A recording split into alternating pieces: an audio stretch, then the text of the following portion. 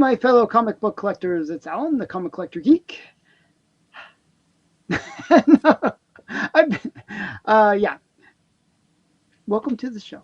Welcome to the show. I've been just digging. You should see the mess, the craziness. Um, I think Steven's room's probably the same kind of disaster area that I've gone through as well, where we've been sort of digging our next top 20. The top 20 is actually easy to prepare in a way. Because the usual, I mean, the The obvious usual suspects. suspects, It's you like, know the oh, ones that are yeah. coming. Yeah. And then This you wasn't as easy. and then you do the ones that are like the next ones are could be like this book or could be that book. It's like there's a lot of gray zone in terms of like I feel like my collection, like, top 20 is like books over $5,000. That's the top 20, all over $5,000 kind of level. But I have a lot of books that are 2,000, 1 to 2,000, maybe $3,000 books. Like You poor thing. I know. I really feel for you. I'm sure Yeah, the chat is crying for you at this I'm moment. sure. Like, donate here, and you can, help I the think they want school. to reach through the screen and grab you by the throat. But there's that range where you have a lot of books in, and this second tier, like the next 20, is that tier where there's a lot of books that, and some actually were not big books and then became big books all of a sudden. So, and then some that were big books, But it's personal too, because it's what do and then they mean? What do they mean to you? so a few of these, like, you'll laugh. They're cool books and they're actually expensive too. But they're ones that I love. Okay. So you'll see. Yeah. If I Yeah, I like this. This is a good. This Yes. Thank you. See, people care. People, you can tell that they I care. mean, feel the warmth, feel Feel the that. affection Yeah. coming through. Yeah. It's like, it's like, you know, it is what it is. Yeah. I don't know. I'm like the worst in terms of like being modest. Okay, so tonight we're going to be showing our top 40, which are actually without the top 20 part of that top 40, if that makes sense. We're going to be showing some pretty cool books. But before we do, I have to do a couple housekeeping things. So I have to say hi to Stephen. Hi there. I never say hi to the guy. So hi, Stephen. Hi, Hello. Coco 6. Hi, C6. Hi, Mr. Big. Hi, Mr. Mysterious. Mr. Big Shot. Mr. Big Shot, yeah, and Mr. Overstreet Advisor, and yeah, Lord Gentner. What else can I call you? It looks like I should be leaving. Okay, and so yeah, thanks for coming. And the other thing I have to do is we had a claim sale yesterday. Everybody's sorted out except one person. One person, we're not sure how to reach out to them. And you know who you are. No, it's joking. You don't know who you are. There's a Greg M. If Greg M can reach out to me on Instagram or Yaniv, which is Stray Flexing on Instagram, that'd be great because we just have to send the books and we need your address. So it's pretty simple, but we just need your information so that we can give you the books, right? But actually, if he doesn't reach out, it might actually work out because one of the books he wanted was one of the ones I wanted. So it might work out. Were those the Cerebuses? I think he was the one that ordered the Cerebuses. The Yeah. two Cerebuses, yeah. Yeah. So, like, I have his list. What did he order? He ordered some cool stuff, actually. One sec here. Where did I write it down? Oh, yeah, it's on the floor. That's where things should be. Okay. My organizational skills are amazing. Yeah, I don't know. Actually, that's not it. One sec here. No. Oh, Ladies and gentlemen, this is a refined operation. We like to keep things on an Yeah, even keel. yeah. It's Greg M. Greg M. And he ordered the two Cerebus books, and he also sponsored Chonko for one book. And he also ordered the all crime book, the one with Bruce Timm. Oh yes, that's a good, the 9.8 Well, he alt ordered prime. some really good stuff, and he got great prices on them. So yeah, yeah. So if he is listening or watching, please reach out to us, and we Or will. if any of you out there know him, if you could That's another just thing. send him a tickler and let him know that Yaniv needs his address so that his books can be sent to him. And also arrange payments and stuff too, Oh, and because also pay for them. Yes. it's useful too. So yeah, that is just the one that needs to be sorted out. Everyone else is going to get the books. The problem is Yaniv's actually flying to Canada literally tomorrow, so we have to get this all sorted out before then. Well, if it isn't sorted out before then, it's going to have to get sorted out after that. That's all there is to it. Yep. Okay, so that was just that. And let me quickly say hi to the chat. Hi to Hello the to the chat. chat. And we got Lyle. Hi, Lyle. Big Lyle. Hi, Big Lyle. We got Kay Munin. Andreas. We got Louis J. We got Hello, Corey. Louie. Evidently, Carrie is not going to be able to see us live, but we want to say hello to you and enjoy the show as you watch it on replay. Yeah, we'll be all We'll be just as good as we were when we were live. it'll be the Maybe same. better. Maybe better. We'll unedited anyways. So we got then we got John Harrison. John? And who do we else? We got Rob Saint. Rob Saint. And Incidentally, the reason I make that sound, we had a radio station here in town called KISN Radio, Kissin' Radio, because we have okay, K's on we have K's for all of our stations.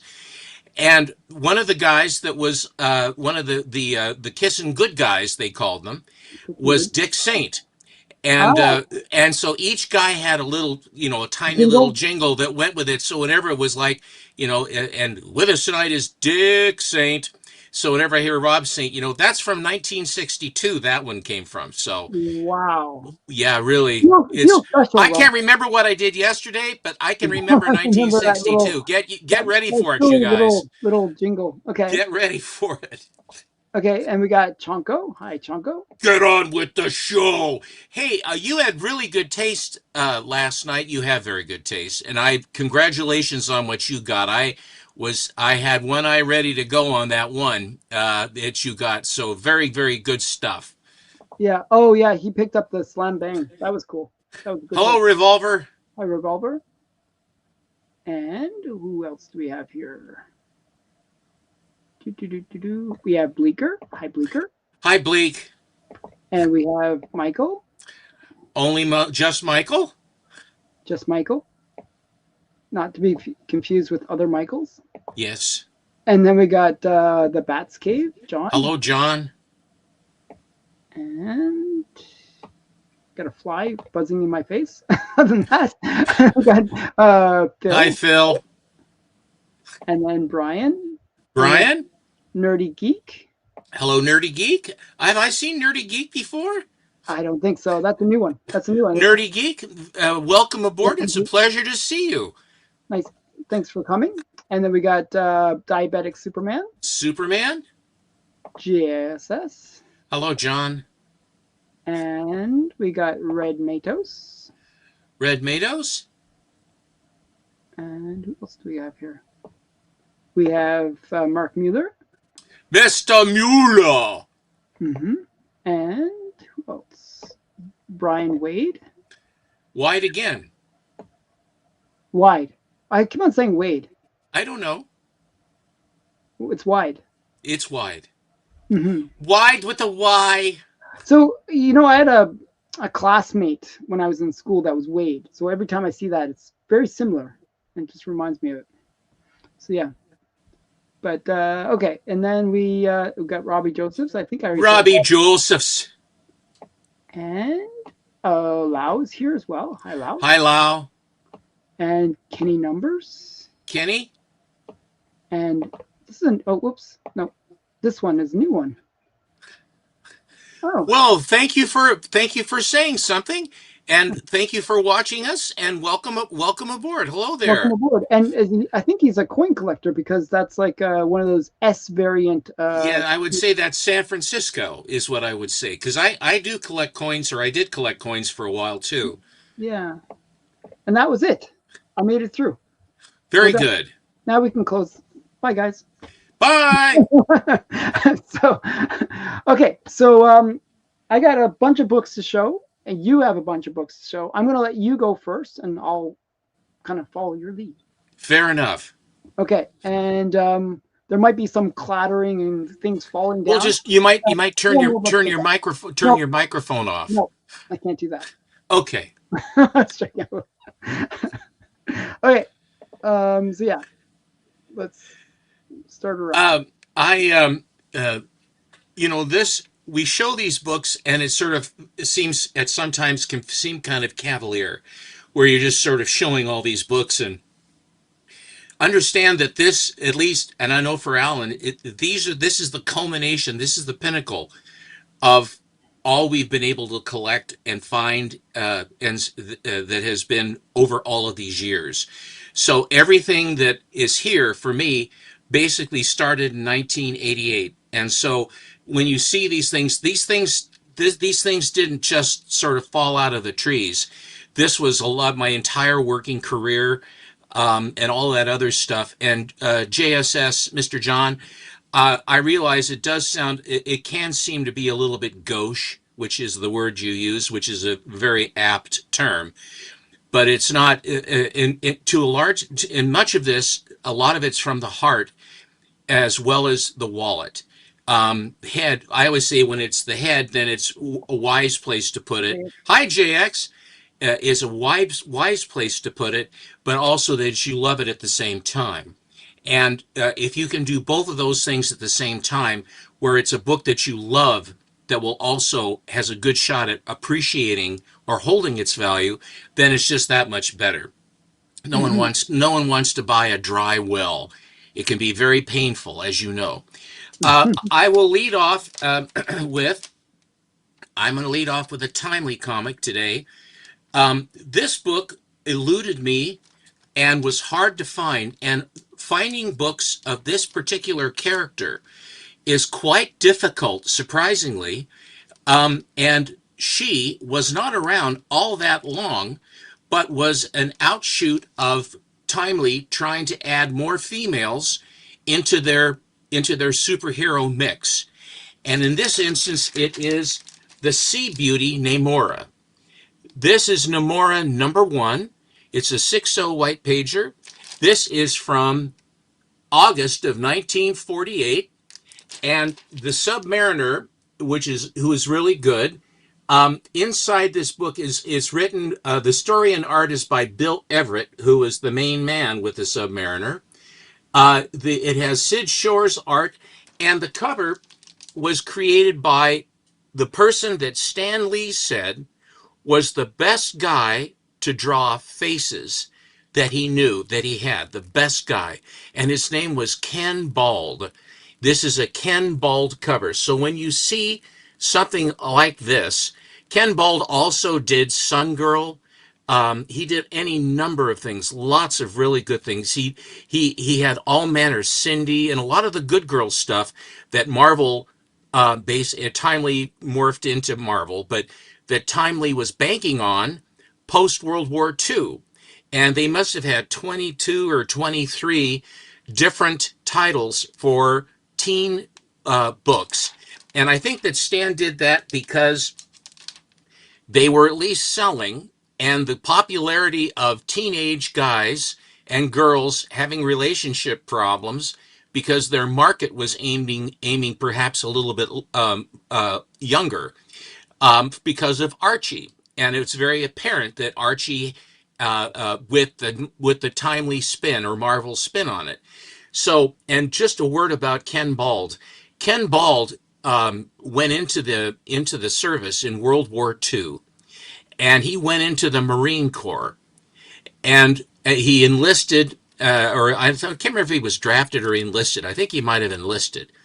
And anyway, he was so good He was in action, decorated, and he actually rose to the rank of captain from being just enlisted to the rank of captain. He excelled at his job. He was a leader. He was also very familiar with and used for intelligence purposes. And not only did the Marines use him, but the U.S. Army used him because the Marines and the Army were both together when they were doing the island hopping campaign and as they were on their way to solve the problem with Tokyo and Japan. But Ken Bald was a stud. I mean, he really was. And perhaps one of the longest lived comic creators, artists that we ever had. And I believe he has the Guinness Book of World Records for the oldest guy to have a comic book cover. And so it's just like that. And on the back, you're a smooth number in this new nylon two-way stretch girdle.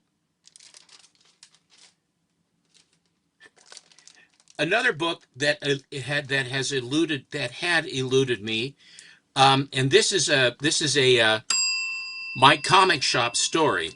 It is The Saint #1 in an 8.0.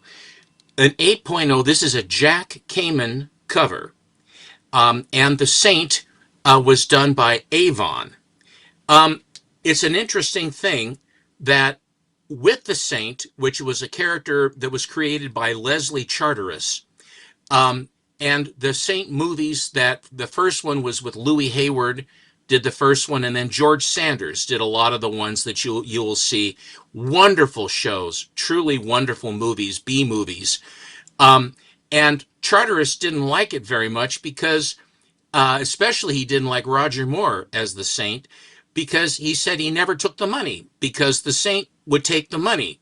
And he wasn't like a they called him the modern day Robin Hood, but the Saint robbed from the bad guys, and that's how he supported himself to fight the bad guys. He defeated them, but he also took money at the same time. So Charteris didn't care too much for that. But in any event, this run has very interesting art, and this story on this book is really something. A guy put this up on my comic shop at a very high price, and it didn't sell. Then he put it up again after a while at a very high price, and then he put a best offer, and it didn't sell. Then some more time passed, and then sort of the last gasp, he said, "Fair enough, I'm done. I'm going to put it up for auction." And that's how I won this book here. And I was very happy to have it. It's got the gal in the red dress is in bondage and everything's torn up to almost her trademark. Her top has been abused. All those things that just come to know and love with the Jack Kamen cover, and the Saint #1. And I'm showing these, the ones that I'm showing you, some of them, as I said, it isn't necessarily a monetary thing.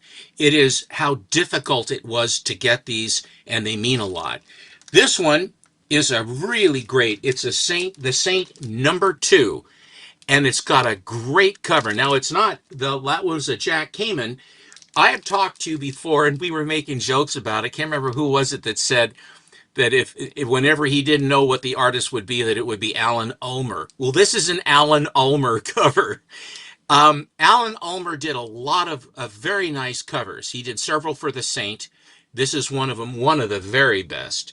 It's one of the mirror things where she is looking and we are seeing what she is seeing because he's in the mirror, and she's trying to get away with all the gems, and she's got a rack on her that will never quit. And this one is from Avon again, from 1947. That's #3. #4, this one I got quite a long time ago, and it is one of the toughest Matt Baker books. I collected Matt Baker here a while back, about a year and a half ago, and I went after all of the ones that were in St. John Publishing. When Matt Baker left the Iger House of Art and went to work over at St. John, then because he had done work for the Iger House of Art, because Fox Feature Syndicate They were the packagers of those. And so that is, in other words, to say they created the comics and then they would sell the whole thing to the company that would put their name on it, and it would be their books, but it actually was created by a packager. This is a Matt Baker cover, one of his best covers, and it's the Saint #4, Avon from 1948, and it is just a killer diller book. Wow. Oh, thank you, by the way, Patel. Thank you, Patel. I'm receiving ASM #1. Wow. Congratulations. Yeah, I mean that's that's an awesome book. So yeah, congrats. One second. I'm gonna hide it. Okay, awesome. I like when people pick up some big books like that. That's a Well, great. ASM #1 that's a big one. Yeah, Congratulations. congrats. So anyway, but you'll notice this gives you all that you. I mean, the guy is drawn properly, but all of the detail is on the girl, on the woman, and she is hello, who dat? And she is lovely. Yeah, it's a good one. And what do you had that in 8.0? I have it in a 6.5. 6.5. Okay. Sorry. No, no, no. The funny thing is, like, you know how there's like the thing where it says live, that always hides the when you show the book, it always hides the grade. So Oh, I'm trying to hold them low enough. I closed in so that you could see the cover a little bit better. I don't like that book. I know, and I'm sorry to show it, Alan, but it's a big Um, book for me. it is a big Um, book, and it would have made the list, but it didn't make the list. well, because you've fallen out of love with it. Yeah, well, I paid probably more than you did. My God. Um, the Catman is a very tough title, and there are several artists that graced the covers. Alex Schomburg did some. L.B. Cole did some. What's the guy's name? The first one. Uh, I'm thinking Chaz Quinlan. Chaz Quinlan. Charles Quinlan. That's it. Yeah, Charles Quinlan. yeah. He did a lot of them. He started it too. Um, but it's interesting that these small companies like Continental and Holyoke, this one is a Continental. This is from Mhm. June of 1945. Um, Kitten's secret identity is revealed to Catman in this issue. Um, L.B. Cole cover and art. Nina Albright, who is very good. Bob Mhm. Fujitani, Don Rico, and Rudy Pillay art on the inside. The Wow. interior, for as small a company, as small an outfit as Continental was, whoever their editor was that was hiring their artists was damn good, because every one of these people are very, very good artists. And so when you have a book from Standard Needor, you're going to get a Schomburg cover generally, and it's beautiful, and the book sells with Schomburg. But the interior artwork is basically very pedestrian, and that's just the way it was. These books actually have beautiful stuff on the inside, much like Fox Features Syndicate. The interior artwork is just killer diller. The So, stories were sort of pedestrian. well, but the thing about it is that we're talking about a book from 1945. It's an anthology, so they only have like I six or liked Kitten though. Kitten was fun in the stories. yeah, 6 or 7 pages, and they get in and they get out, and the boomerang and some of these wild titles that are really weird. But this has a really great. Oh yeah, so Robbie picked up a bunch of big books, by the way. Archie, Mark issue was he got the Egger Church Master Comics 43, and then 2 Whiz Comics. So, and one is a Crowley pedigree 9.4. So really Wow, nice set of books. beautiful stuff. Very Yeah. well done. I would assume that was a heritage thing, I correct? think it must have been just recently. Yeah. Yeah, fair enough. Let's see, 1, 2, 3, 4, 5. Here is book number 6. Um, my my collecting goals and my collecting. Sometimes you run into somebody who finds something really good, Hmm. and incredibly, in this instance, the guy was Alan Pollitt. Now, I make fun, but he opens my eyes, has opened my eyes to a lot of really interesting stuff that I really didn't pay much attention to. But this book had a couple of things going for it very, very much. Number one, it's a timely. Number two, it's an all winners, which is a very good book for timely, but it is where the blonde phantom Mm. takes over, and she is beautiful, and the stories where she basically is like a movie star superhero, and everybody knows her, and everybody thinks she's great. She has her dress slit up the side with the sparkles and what have you, very much of the era. This one is from August of 1948, and it has Sid Shores, Bob Powell, Al Bellman, Al Gabriel, and all manner of really good artists inside. But this Yeah, that's is a really good one. this is And a you traded really to get that. You used your you had a low grade copy of some other book, right? And that you traded to get that one. no, Is it? sir. This one I bought straight up on. Okay. It must be a Yeah, different one. this you're thinking of something different. But this one here was a really great one to get, and this one, and plus it has the three major characters there running basically the women, the female heroes, were getting more center stage placement than the superheroes because Mhm. the servicemen wanted to have something other than guys running around with capes and shields and what have you, or running around in swimming trunks. They want to see beautiful girls in red dresses that are blonde and beautiful and built. And so they're running around behind after her now, and that's that. Yeah, Blonde Phantom was awesome. And Butterfingers by Curtis. Curtis did Butterfingers, and they did Baby Ruth. I think Baby Ruth, did they do? Yeah, I think they did Baby Ruth too. Very There we cool. go. Yeah, now that is one, two, That was three, six, I four, think. five. That's six. Okay, here's number seven.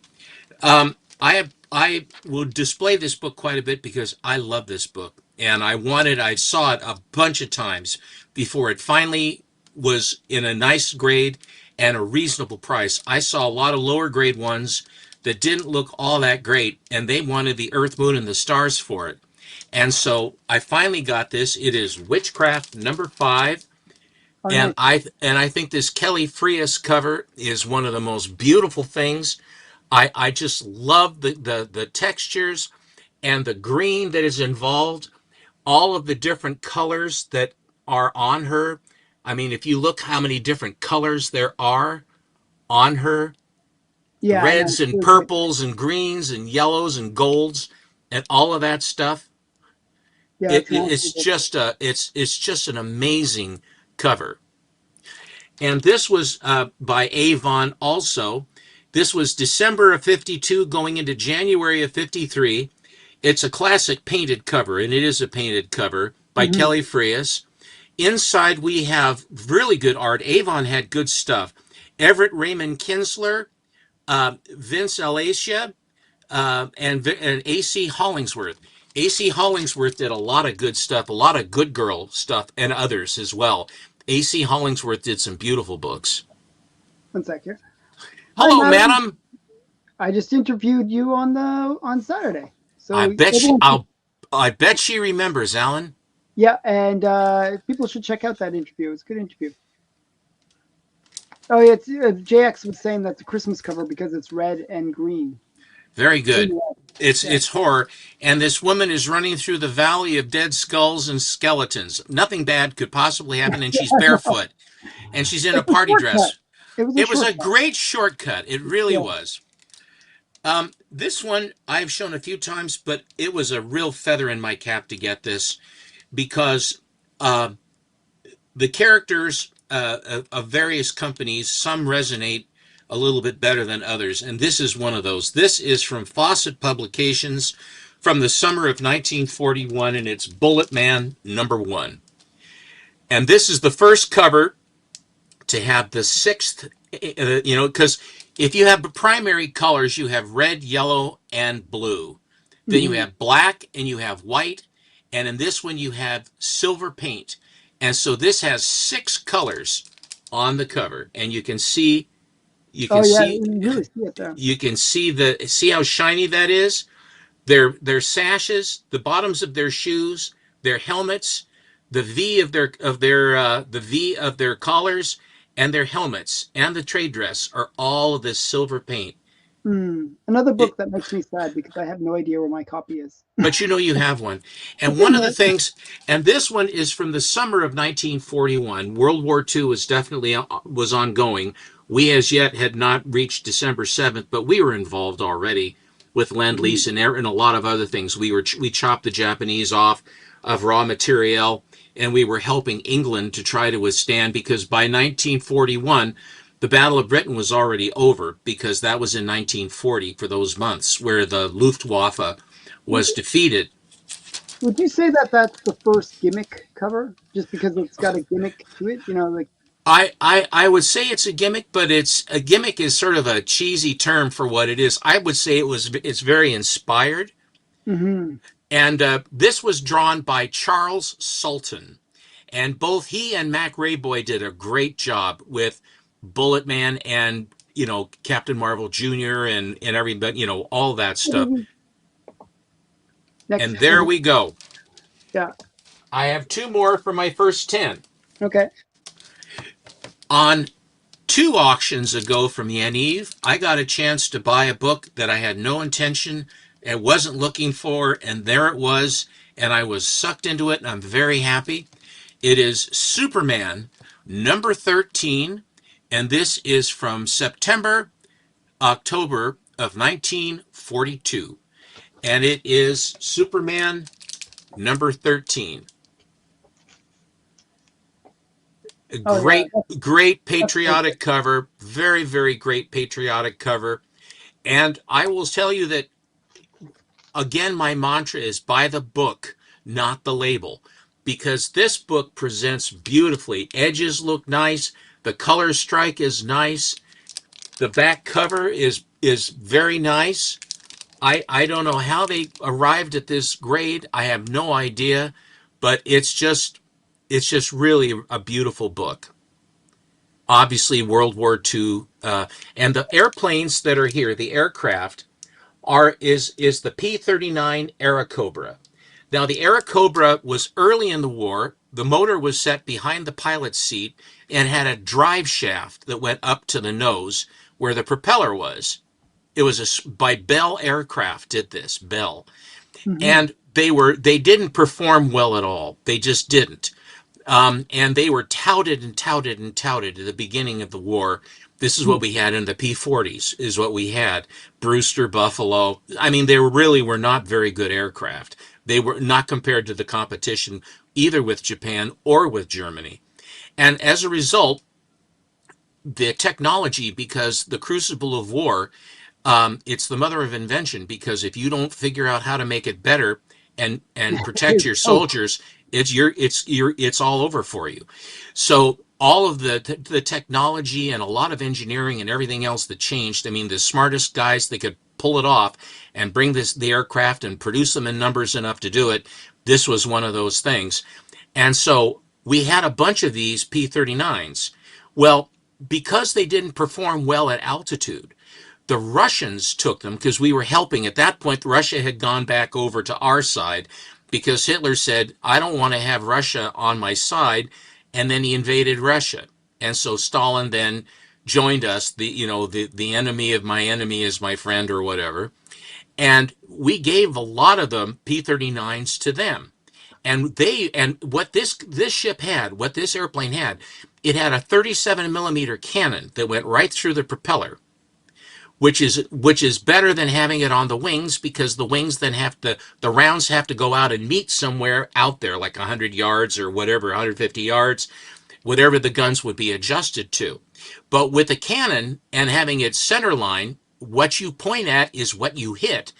And they used them to knock out German tanks, and they loved them. And they knocked out tanks left and right with the P-39s. They loved them.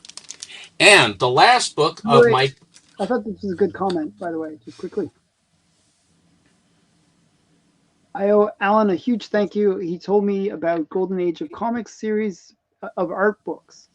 which contains amazing comic covers that C6 and Alan have shown us.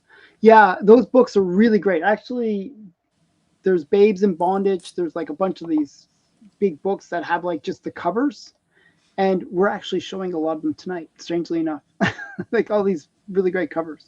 So yeah, so keep on going. All right, and this is book number 10. This is the those. This is the second. I mean, this is the also ran the for the. So what is it? This will be the up to 30. This one also, I had a book, All American number 22, which was a very beautiful book that I got and had a chance to buy it. I'm not a big Green Lantern collector, but it was in such beautiful condition I bought it. And so I had it for a while. And then I decided that I would get something else. And I gave it to Yaniv. I traded the book. Gave him the book, but I ended up had to get my Batman number 9. And so he went down, he was at San Diego, and then he said, I found a book. Are you interested in this book? And I said, I sure am. And here it is. It's Superman number 23 in Oh a yeah, 6-0 with white pages. It is a beautiful, beautiful book, one of my absolute favorites, and a lot going on here. This is from July, August of 1943. oh, Callie. Classic, hello, Callie. Classic World War II cover. It has a Jack Burnley cover. And Joe Shuster and John Sikela art on the inside, which, if it's John Sikela, he was basically drawing for Shuster. Shuster had bad eyesight and had a hell of a time keeping up. He really did. But his stuff, when he had the time to do, is really good stuff. But I anyway, I just love that cover. It's the one of the few covers actually of all where Superman looks like he's going to take out some revenge. now, the interesting thing about this, I'll go quick. The interesting thing about this is Superman was not super duper at this point. Superman in later days would have picked up the sinking ship and taken, used his heat vision and melt the hull and give it a shove to, you know, anything for it, lift the submarine out and throw it up against the shore or something. But in this instance, he was not as super. And he also, you'll notice, did not fly over from the ship. He's swimming over from the ship. So these Germans here who have torpedoed the ship, you can see all of the lifeboats there in the water. So I think that Superman helped that. And before they could lower their periscope, this is what's coming, and it ain't gonna be good. He's gonna rip the hatch off of that sub, and in this vintage, Superman killed. Oh I mean, really? it wasn't no he when with the Nazis they went away. You couldn't Wow. mess with it. My father always laughed about it. All the kids, because he was too young to get into World War II. He worked in the shipyards at Swan Island and built Liberty ships, which is one of the ship that won the war for us. But anyway, he did electrical wiring in those ships. But anyway, he said, well, why doesn't Superman go over and kill Hitler and kill Hirohito and kill Stalin or kill whoever needs to be snuffed and the war will be done? And they said, well, uh, he said, I said, well, what happened? He says, well, they basically, Clark Kent got his notice to draft. He was drafted.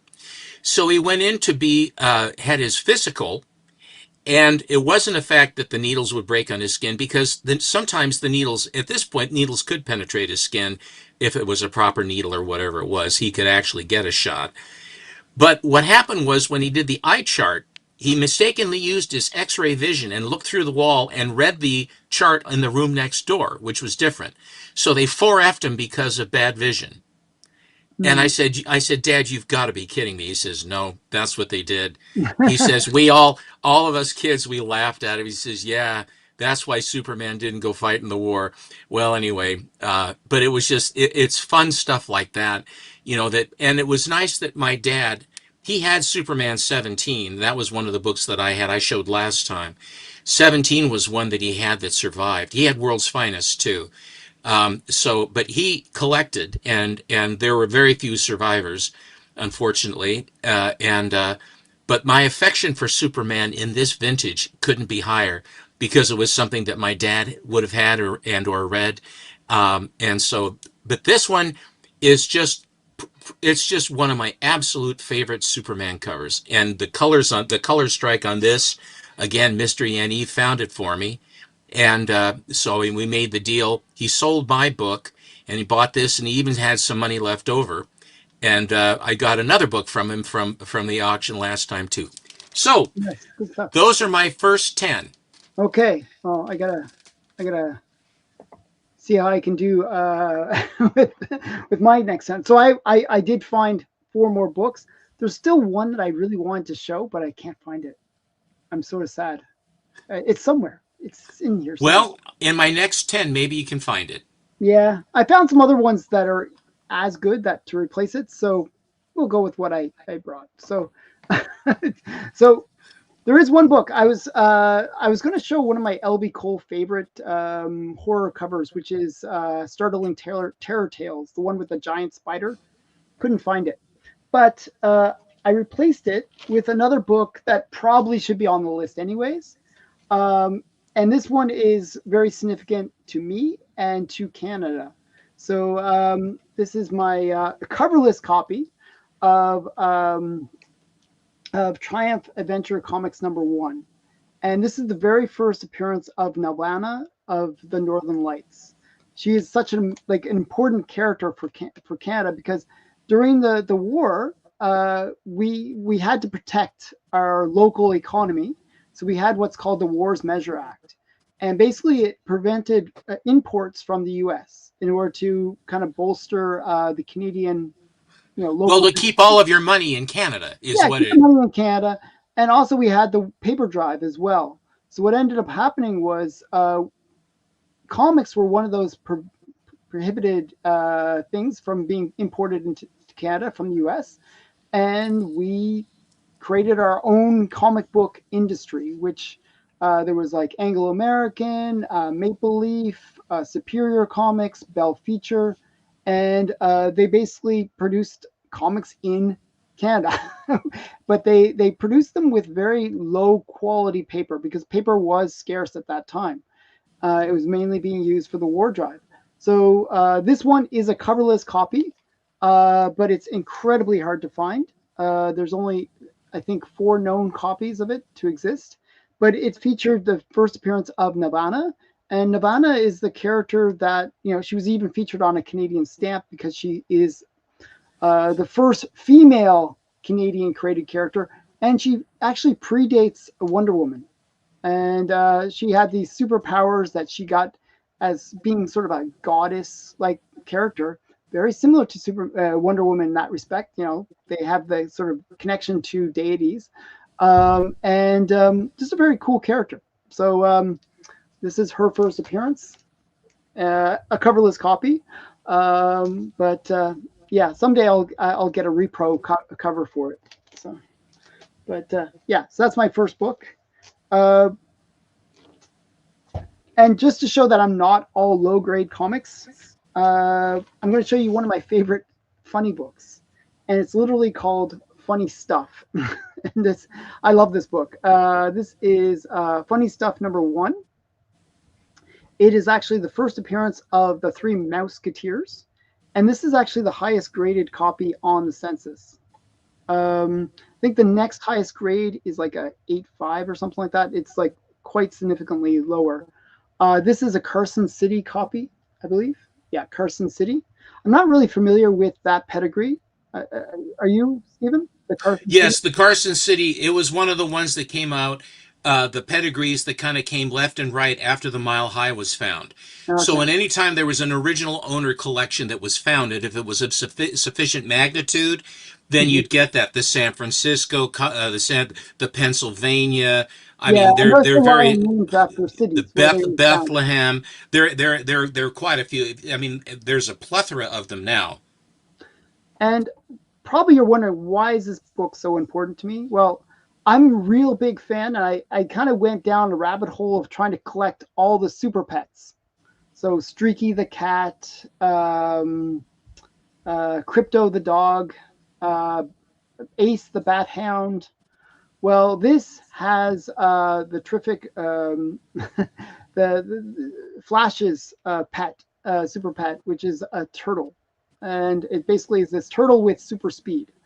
The actually doesn't even say that on the cover, but or on the thing, but it is the first appearance. Basically, what it is there was two characters that were basically deciding about morality, and they said, "Hey, what if we took this turtle that's really lazy and gave him superpowers? And would he act morally?" And that was the whole thing. And basically, he became like this. He looks kind of like the Flash, if the Golden Age Flash, if he was a turtle, and he's just kind of a fun character. They actually, it's Myrtle the turtle is the character's name, and it's McSnurtle is the terrific Mister McSnurtle. So yeah, so just a really cool character. I like Super Pets. I thought he was one of my favorite Super Pets. Didn't you say that he's lazy and he didn't want to do anything? Yeah, so what he did is that he was super lazy. He would never even though he could go out and rescue people, they had this little thing that would come out like almost like a cuckoo clock, and it would kick him and tell him to go out and save the day. It was cute. It was fun stuff. So yeah, uh, I like McSnurtle. He's a cute super pet. Okay, another one of the higher grade copies in my collection. This is um, I think I've mentioned many times that one of the rabbit holes that I went down was I like my sexy women, and you're probably wondering what has anything to do with this book, but so there was a list that I found online, which had the top 100 sexiest women in comics of all time. So there's Catwoman, Wonder Woman, pretty much all the regular ones. One of the ones that they mentioned was Liberty Bell. And, I was like, oh, where did she get so my goal was to get all the first appearances of all the women on that list. So this is the first appearance of Liberty Bell. And it's Boy Commandos #1 from 1942. And it says origin and first appearance of Liberty Bell. Sandman and Newsboy Legion, uh, uh, Jack Kirby and Joe Simon appearance. Now you're probably wondering why Jack Kirby and Joe Simon appearance. I think they had like a biography inside of the two artists. So yeah, just kind of a cool book. But the annoying thing was like I was just trying to find a copy of this book, and the only one I could find was this kind of high grade copy, which was pretty pricey. And then just after I bought it, then a low grade copy came up that would have saved me a fortune. But That is a beautiful book. I, I'll tell it, you, one of the toughest colors to get to have it look good on a comic cover, especially from the Golden Age, is red. Because, and that must have been at the very beginning of the print run to have it's that really bright strong, red. that Yeah. is a absolutely spectacular color strike on that. Actually, this is one of those books where I actually almost feel like they undergraded it. It's actually pretty stunning. Looks like off-white pages too. Yeah, it's got a bit of a spine roll that could probably be fixed. Off white, yeah, off white pages. It is in really good shape. No spine ticks or anything. Yeah, so just a nice copy. Um, but I'm not such a stickler about grade. I kind of like just having the book in my collection. I usually go for that 2 to 3.0 kind of range, just because it it's affordable. And this is one of those books. This next one is in that range where it was affordable, and like even like I think there was a 1.0 that I bid on, and when it came up for auction, it went so crazy. I was like, it went $2,000 for a 1.0. I was like, what the heck? What was that? What was it? A 1.0 of this next book went for like $2,000. And it was a raw 1.0. It was like really beat. I was like, oh man, like why is it going so expensive? And so I was like, then there was another one that came up on our Bell place, that we always thank you, where it came up, and I was like, oh, it was another auction, and I won it for less than that. But uh, it was just, I love this cover. You know, you got this quasi, one second, take it out of the plastic. I think it's glaring too much.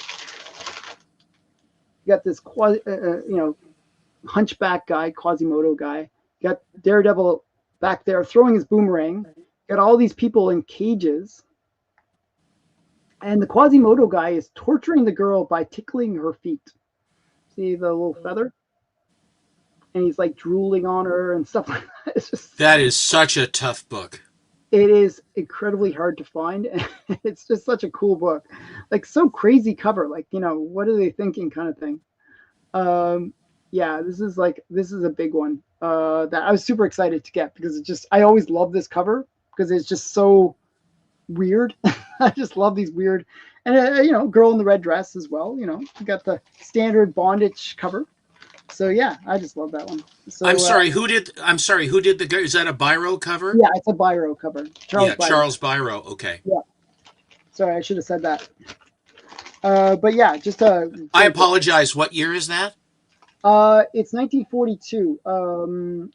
Yeah, it's 1942. Charles Biro cover and Bob Montana and Dick Briefer art inside as well. Can I just say, ladies and gentlemen, that the fact that there is a horror book that has a damsel in distress, that is very much the post-war formula Hmm. that Biro had But this already is tumbled pre. to, This is because this is wartime. during the war. Yeah, yeah.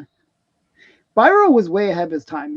He's doing He some was a pretty crazy sick puppy, is what he was. stuff. Excuse me, champ. I didn't mean that. It's all right. Yeah. So that's number, no, one, two, three, four. Okay, let's not make sure I have to count my books too. This is number 5 on the list. And again, I like getting my first appearance of female characters, especially.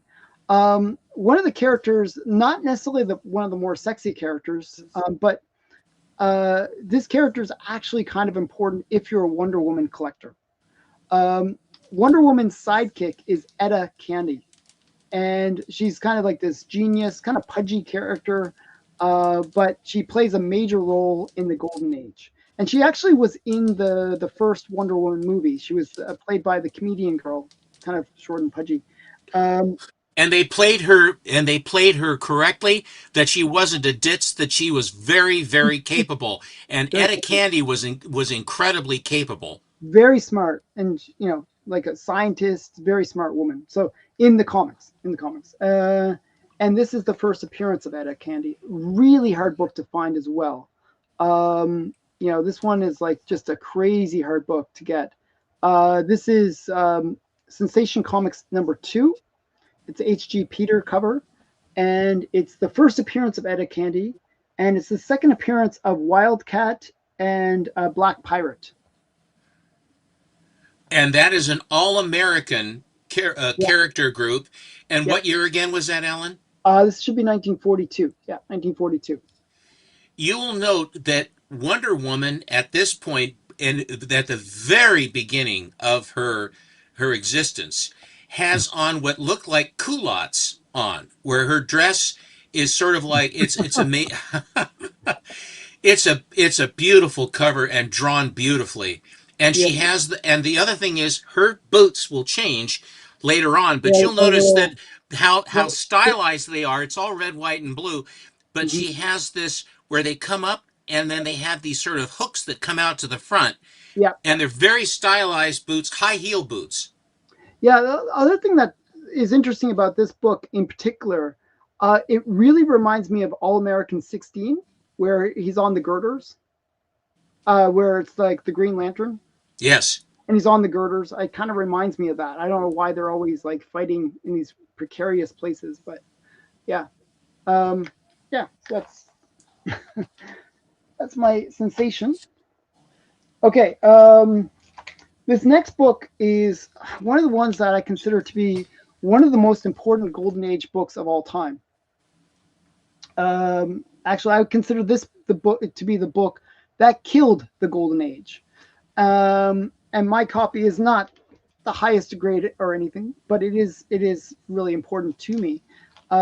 This is the book that really I think ended the Golden Age because when they had the Senate trials, they asked they asked Bill Gaines about this book. They had like at the Senate hearings when they were kind of investigating what the influence of comics were on the youth of America. They asked all the publishers to come in and give testimony. And what they did was they created these posters of these books so that people could see them full on, like big, large things. And they asked William Gaines or Bill Gaines about this book. They said, "Well, what do you think of this book? Is this appropriate for children to see?" Okay, and Bill Gaines, it was in an interesting situation himself at that point.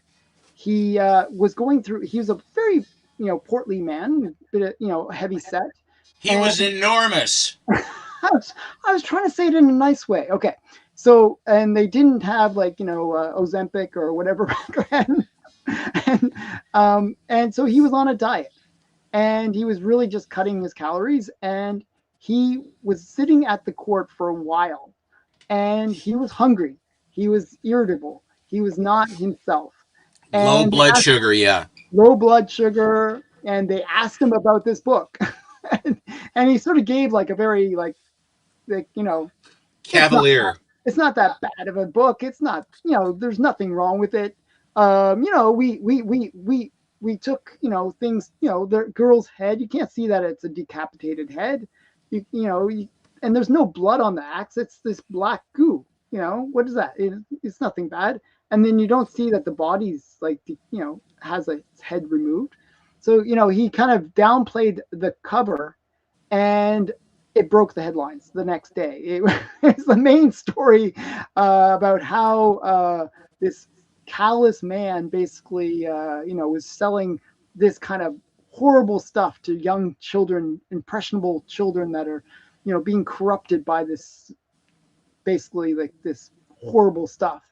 And so this is the book that literally ended the golden age because after that happened, they had to come out with the Comic Code Authority, and that changed comic books forever.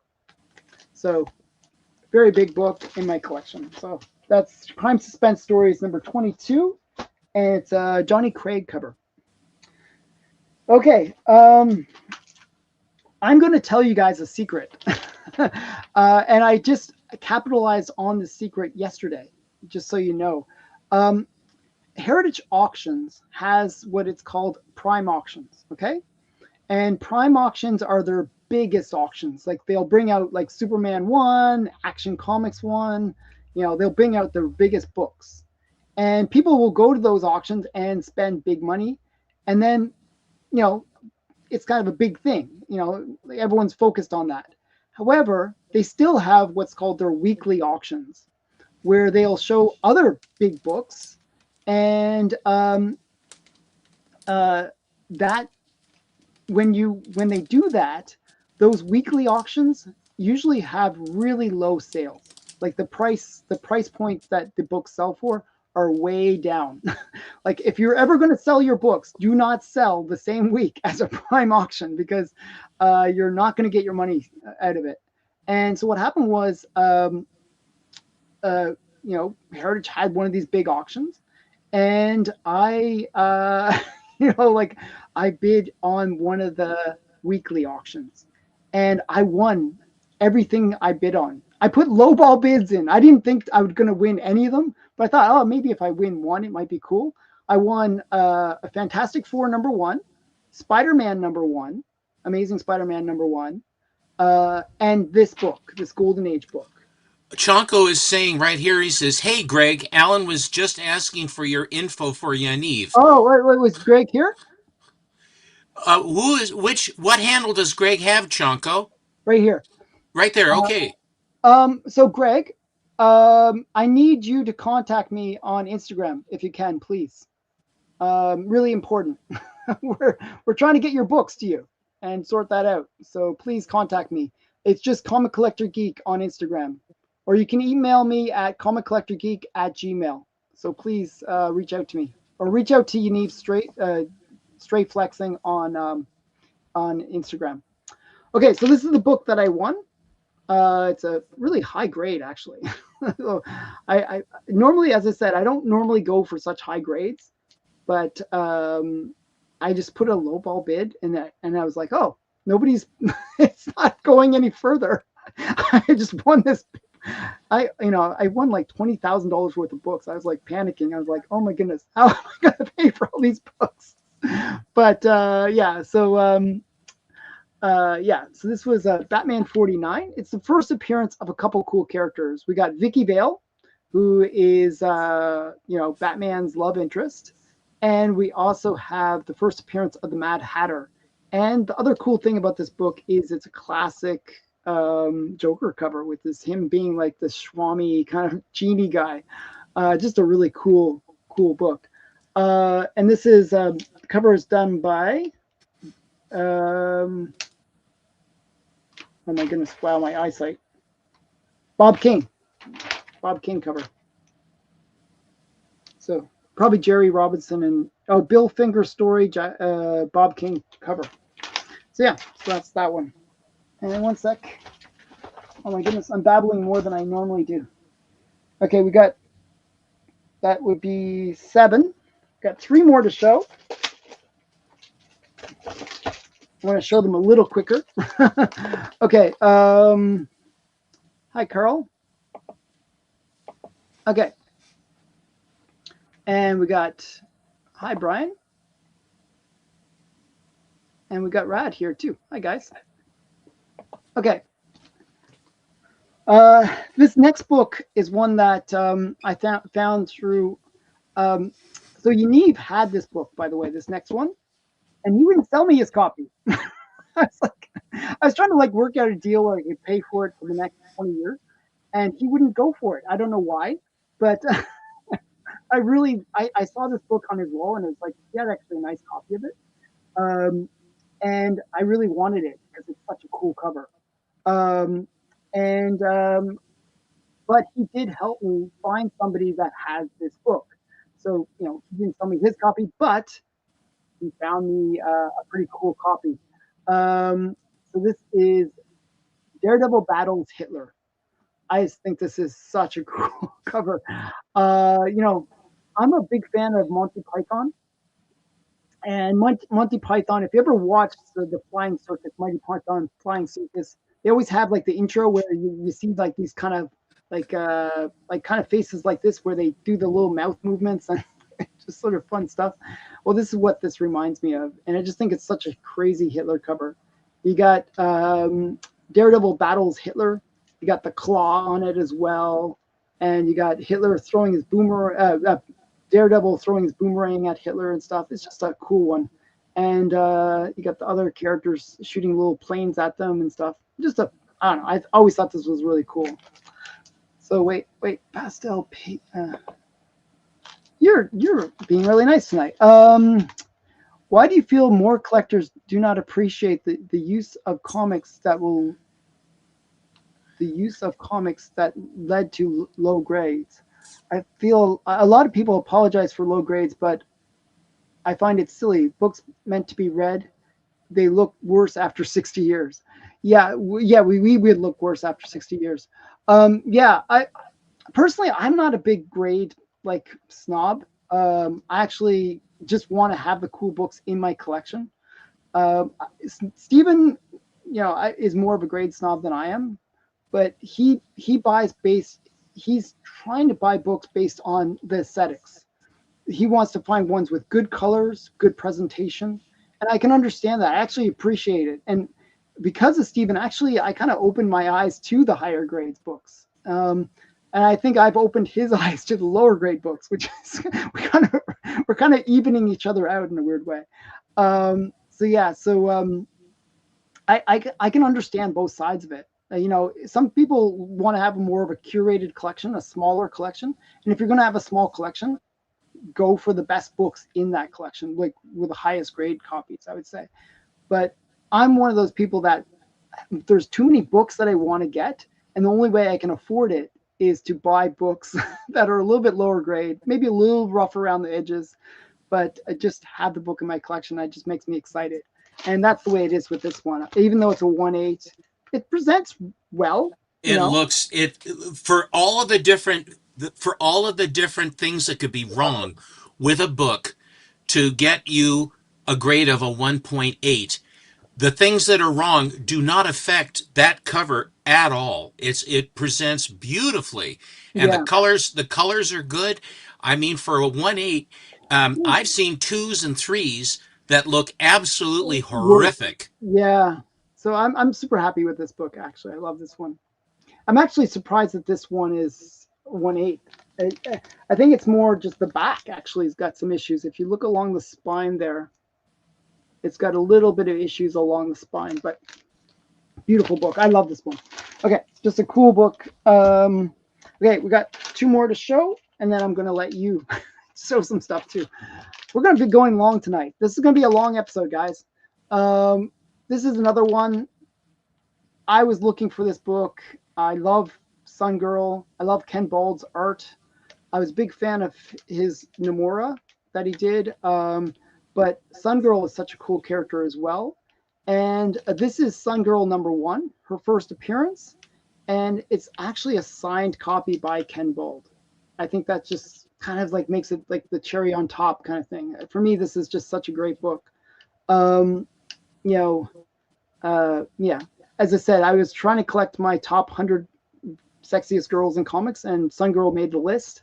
And you know, it let me that list was so great. It introduced me to so many characters like Lady Luck and you know, all these random ones like Sun Girl, Blonde Phantom, you know, like Miss Miss Mask. Mask. Yeah, just so many characters. So I you know, I'm on this journey to get them all. And I think Sun Girl is really cool. So yeah, so this is Sun Girl #1, Ken Bald cover, signed by Ken Bald. As Stephen mentioned earlier, he was actually in the Guinness Book of World Records for being the oldest artist to actually create a comic book cover. And he actually signed this in 2018. So that tells you how. And this He book, was one tough Marine, is what he he was one was. tough Marine. So if you think about it, this book was done in 1948. So he literally signed this book 80 years later, or 70 years later, 70 years later. But yeah, isn't that crazy? I mean, that's like, you know, he took a while to get around to signing it. So just a cool book and cool guy. Alan, where was the list that you talked about that had all the names of the various characters? Louis was asking. If you guys want the list, I will. You just Instagram me, and I will give you the list. I if I remember, I'll put it in the comments of this video as well. Okay, so you can bug me about it later, and I'll remember to put it in the comments for this video. Okay, so after this is done, I'll put it on the list in a pinned comment. Okay, because it is a cool list. It's a really cool list. Lots of great characters on it. Okay. Or you can Instagram me and I'll send you the list. You know, one of the two, whatever way you want it. Okay. And I showed a Phantom Lady in the previous list. I figured Phantom Lady should make it again one more time. And this is my Phantom Lady number 17, I believe, or 18, number 18. And if you saw the previous Phantom Lady 17, and then you see this one, there's a difference in the way that the brightness of the headlights, I guess, would be the way to say it. I don't know how do I say it, Stephen? You're the I'll let you keep digging, my friend. You're doing yeah. great. Okay, thank you. Okay, very helpful. You're so helpful. This one. I always felt like she kind of looks like a little bit like Red Riding Hood. Do you know like Definitely. how the Absolutely. like Yeah. and I just love this cover. I always thought this was one of the cooler covers for Phantom Lady, and yeah, it's just a classic Matt Baker cover. And it's one of those ones where, you know, normally Matt Baker, it's all about the hair kind of flowing and doing its own crazy thing. This one, it's all about this kind of cape that's around her head that kind of is flowing and doing some cool stuff. And I like the fact that she has the two bad guys in their hands. I always like, you know, this small person kind of thing going on. So yeah, so this is that's my 10, my first 10. We got 10 more to go each, which will be fun. Okay. the there was a question regarding why there are so many different points. In the old days, all you got was good, very good, and near mint. Hmm. That's all you got. When the books started to be graded, when the books started to be graded and the hobby became more refined, then what happened is because of the supply of books, the number of books there were, You had to have a, any differentiations between the books as far as defects and color and page quality and everything else, or restoration if there was any, all comes into play because once the books were being graded, then by a disinterested third party, they had to come up with a scale so that they could quantify the book. And if you only have three grades, you cannot quantify in a manner yeah. that will justify the kinds of prices. Because if you say it's very good, it could be way less than a very good or way more than a very good. I mean, the range Well, of the what you range was have. huge. If you think about it, like low, medium, high, right? So low, you could have like a coverless copy, right? All the way up to like maybe a 3 or 4.0, and that was considered low. You know And what I there mean? is a world, and there is a world There's a of world of difference. difference in that, right? And then with the scarcity and demand, then those minor points. The reason why we mention this is because when you have a book that has been undergraded, then Hmm. if it's a book of any stature, you're talking about a considerable amount of money. And although money is not the only thing going on here, if you're buying a graded book and you're buying a book that you love but potentially will hold its value or appreciate, these things do matter.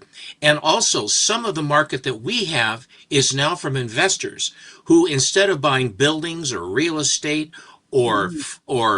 fine art or cars or guns or coins or whatever else it is you want to buy, they are taking their money and they're investing millions of dollars into the comic book marketplace.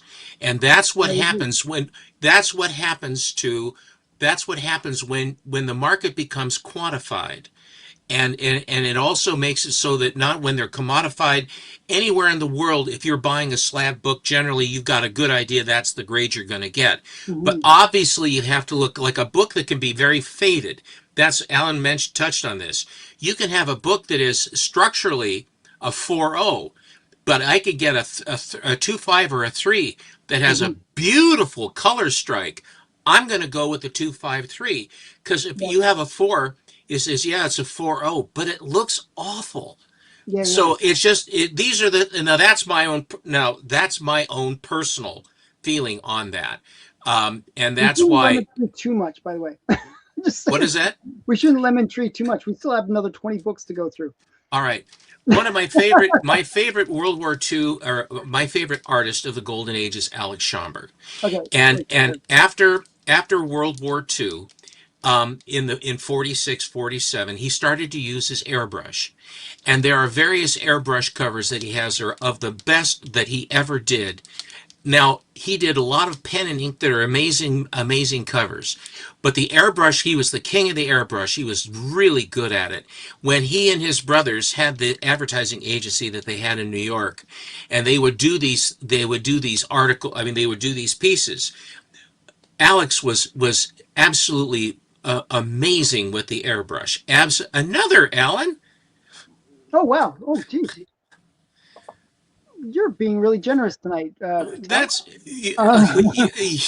you're awfully kind. Thank you. Can you read it there, Stephen? I beg your pardon? Can you read the comments With the for me? prevalence of CPR, is census data accurate? If someone cracks a piece and resubmits or sends to new agency, does that not double up the census? This is what we've been talking about. Yeah, Ghost, ghost. ghost listings. Yeah, So if someone says that if there are 7 books and it's got a brand new slab on it, the chances are that if it was a valuable book, it's already been through once and it's coming back again. So you have to take, when they're very, very low numbers, you got to take it with a grain of salt. If there's a zillion books, like thousands of books, like a lot of the Silver Age books, like Marvels, there are thousands of them, then it isn't germane. But when you have only just a tiny few, there is a question about that. So that's it. So anyway, so by using the airbrush, what he did He created this book here. It was Wonder Comics number 15.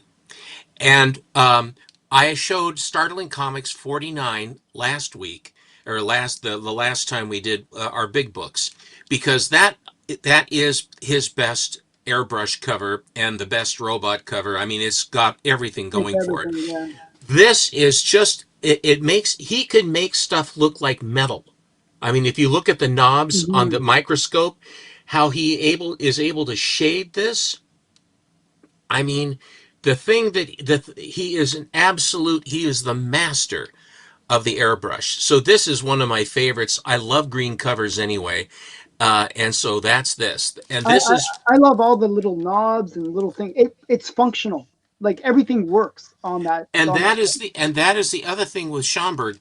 His equipment, his torture equipment, his equipment for his death rays and all the other stuff, all of it looks like it would work. Yeah, yeah, I mean, it all the gauges and knobs and levers and all this other stuff. I mean, he really sweats the details on yeah, doing that kind of stuff. And when you have I mean, if you look at that microscope, I mean, it's just amazing. yeah. Anyway, there's that, and this one is from December of 1947. I will be showing some Schomburg as well. So let's So take a will look. I. Alan touched on this with his first appearance of Nelvana. Um, You really like to do that to me, don't you? Well, because I never hear the L, and it's Nelvana. There's an L in there.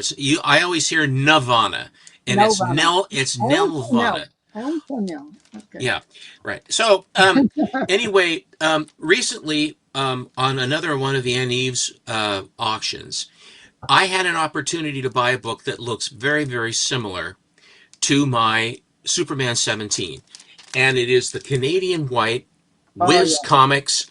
This is Whiz Comics number 11 by Anglo American from November of 1942, which was just about a month or two after Superman 17 came out. And what you have here is a Canadian White, and you have Mussolini and you have Hitler being held by the scruff of the neck by Captain Marvel. And there's And little dwarf characters too, which is so cute. And so it's like the seven dwarfs are down, the War of the Trolls. I mean, that must be what it is. It's the War of the Trolls. And this book just it whistled at me so much because the cover is very similar to the Superman 17. But the thing about the Canadian Whites is this. If a Canadian White book, so called, has a color cover, then it isn't quite the same thing. It is a Canadian What? white-ish book, Yes. but the true Canadian whites are these duotone covers. And this was very much part and parcel to the prescription of getting American books and the Canadians using what they had to do the books. But for the war materials, the ink that they had available, there's no color on the inside of that. And Mhm. this, it's black and white on the inside. And that's why they call them Canadian whites. So they're very, very rare. I think there are two of these in existence, Yeah, and I was this is wondering. I think it's a really low census. I thought it was one or two. Yeah, two. Two. yeah. There's one CGC and there's one CBCS, and that's this one. Mhm. And the when you talk about color strike and stuff, the color is printed this sort of cadet blue. That's what they pretty much look like. They'll have Mhm. either orange or they'll have blue, Yeah, or they'll have very or basic two tone. it's a two-tone duotone is what it is. Hmm. And on the back it's black and white. And all these the back covers are always interesting with Canadian books. We didn't have ink. No, we were getting it. We're gonna get it. We're gonna get it sometime next year. I heard. It's the dandiest comics a dime can buy. Hmm. And this one is from November of 1942, published every month. And this was published in Toronto, Canada. And that's where most of the books were printed in Canada, were in Toronto. Hmm. Um, One of the characters that was very popular during World War II was a character named Airboy. And Airboy was in Hillman Publications, which was another periodical. One of the villains that he had that started as a villain and then turned into a love interest was a character known as the Valkyrie. And the Valkyrie had her Nazi babes that were these. They all had fighter planes, and they were the elite of the elite. She was the elite of the elite women.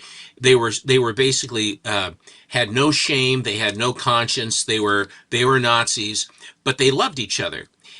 That is to say that they had an affinity as a group.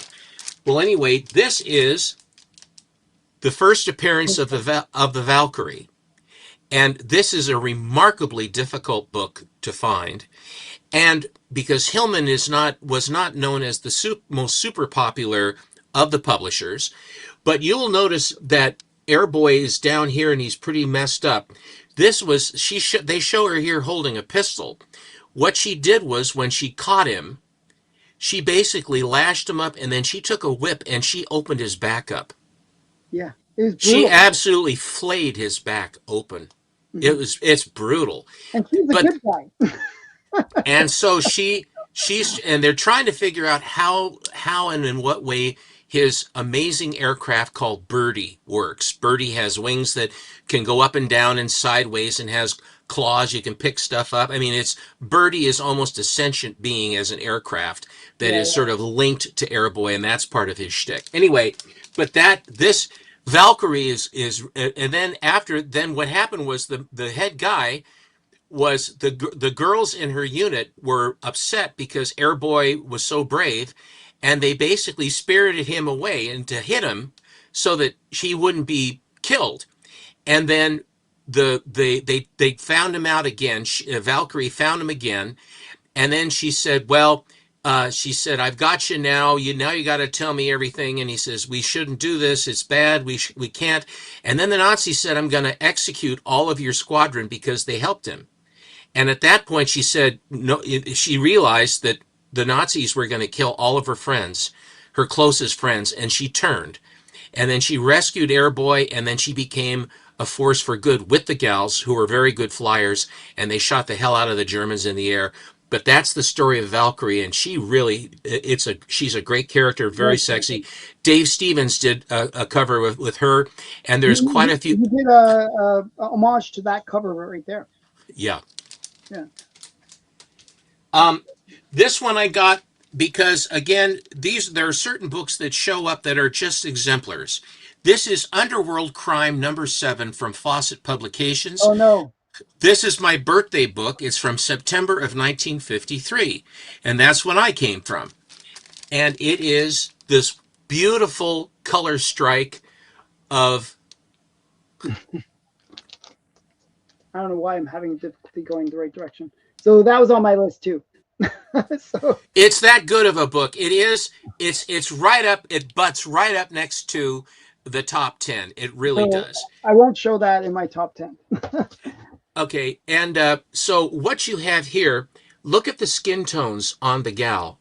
I mean, this color strike on this book, it's very hard to find this book in the first place because it is so notorious. Hmm. Because these guys are total sociopaths. The Hmm. guy's got pulling her hair back, and he's going to do God knows what with that torch. Probably, and the other guy, the boyfriend, can't do anything, and she's in deep trouble. And these guys, they don't give a damn. It's really a heinous cover.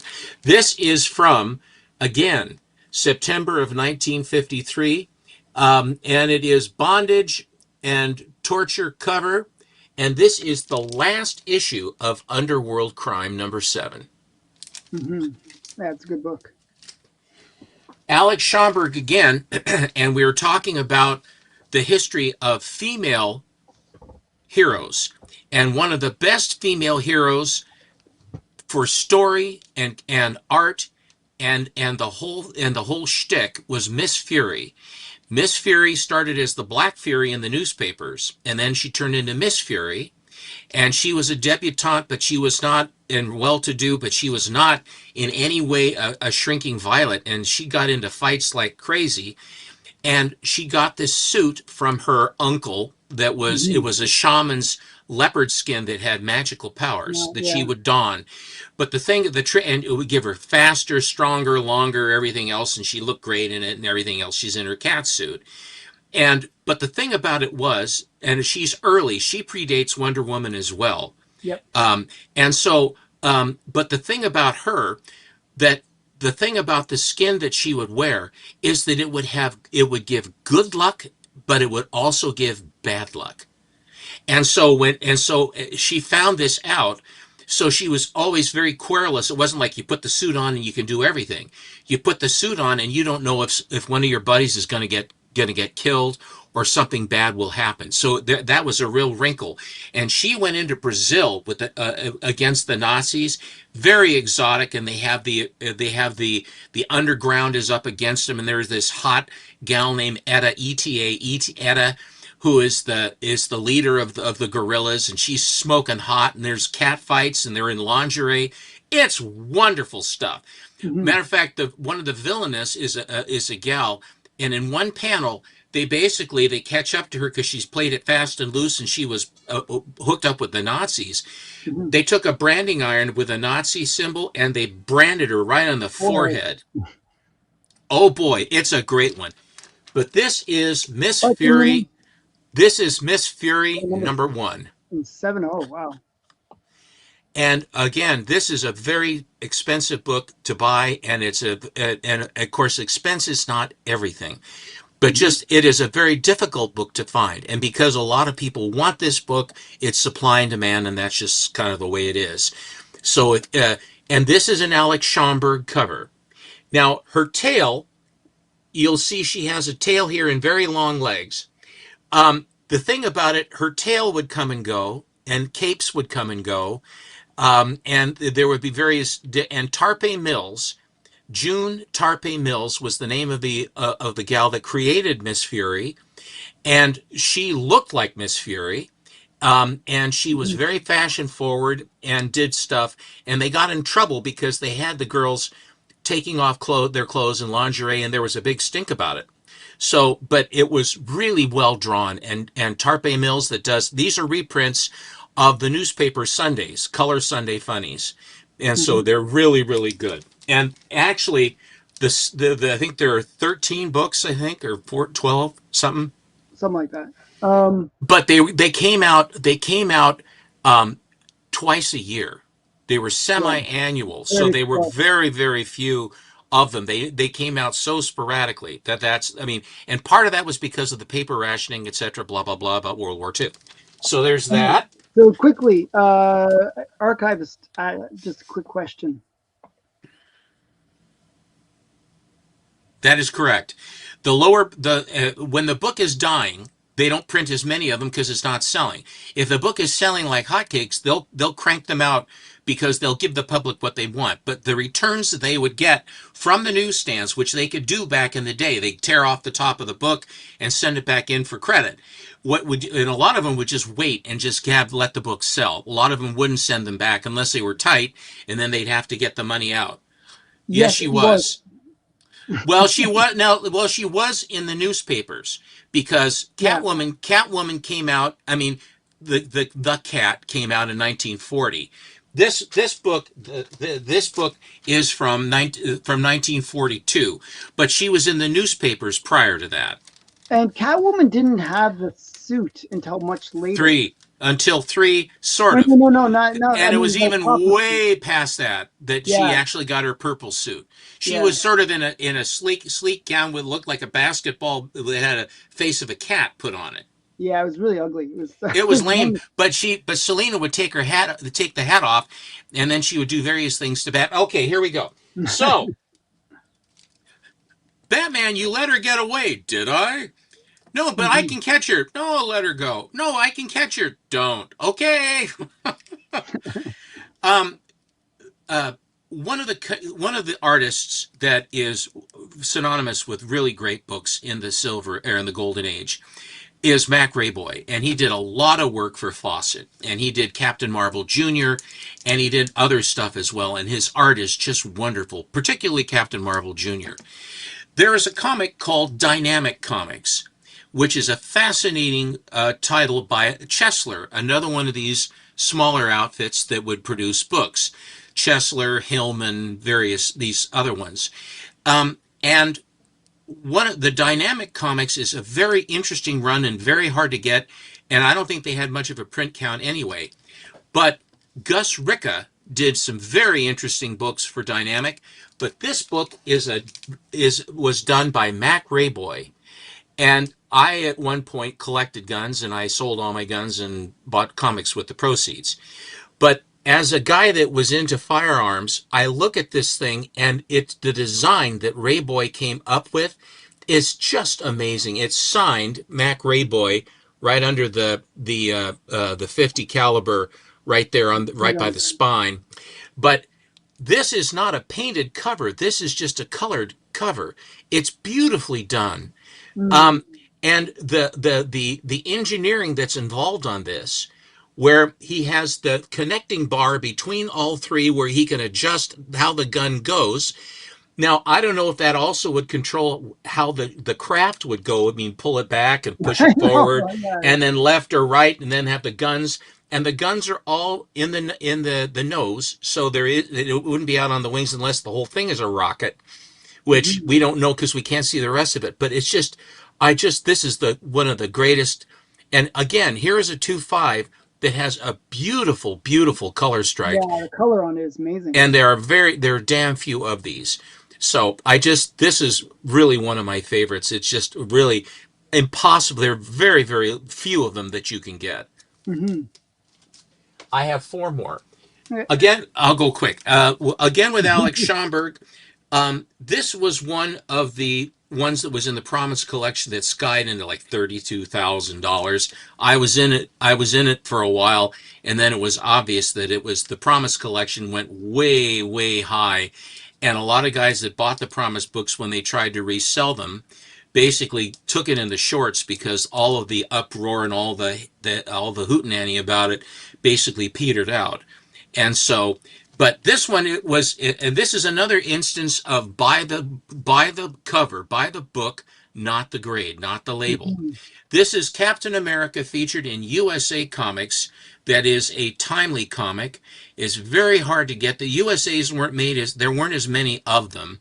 This one is issue number 10. It is from September of 1943, and it's by Alex Schomburg, and on the inside you have art by Sid Shores.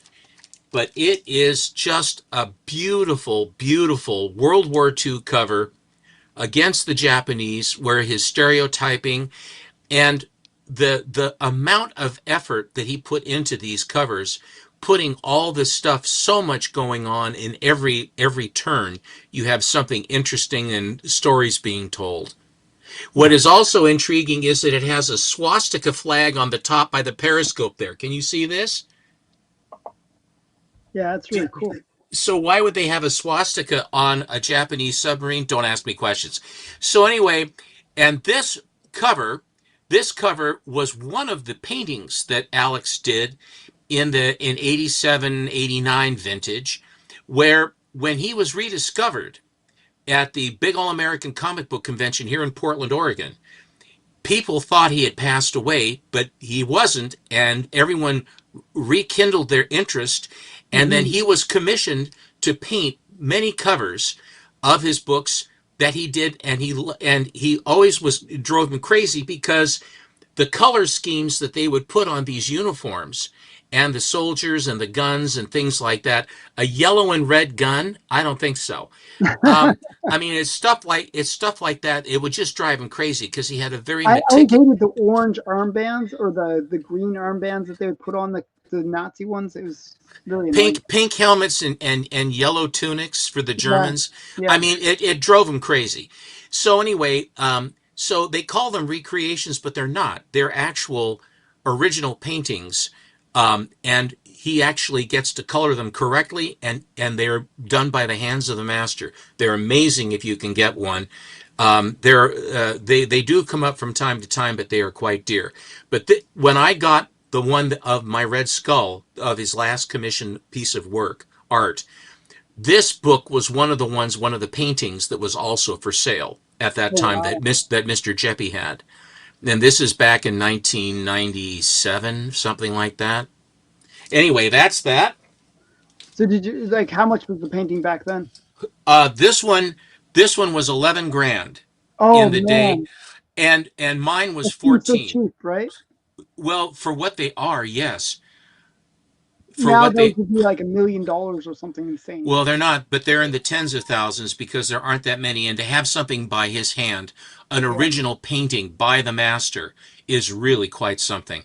yeah. So, um, here is another Alex Schomburg. This is one I wrote about in my as an article writer for the comic book marketplace, and I wrote about this because I love the themes on this, and it's the Human Torch.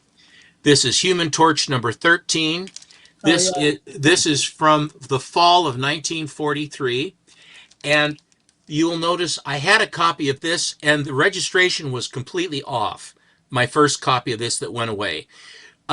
All the snakes were amorphous blobs down here in the pit. So you have Blondie being lowered down To a pit of snakes. into a pit of vipers, and you have Torch and Toro coming in to save her. He's Torch is melting the snakes, and Toro has set this guy, has melted the samurai sword and set the back of his head on fire. I know it's pretty crazy. It looks like his hand is gone too. No, his hand is still there, but there's one the issue 12, their bookends, is a red cover that has a brunette, and when you put them side by each, they're the reverse of the other one. Okay, and so the red one seems to be more popular, but why does it always have to be snakes? Indiana Jones reference. Get Yeah, a spine, Lindy. yeah.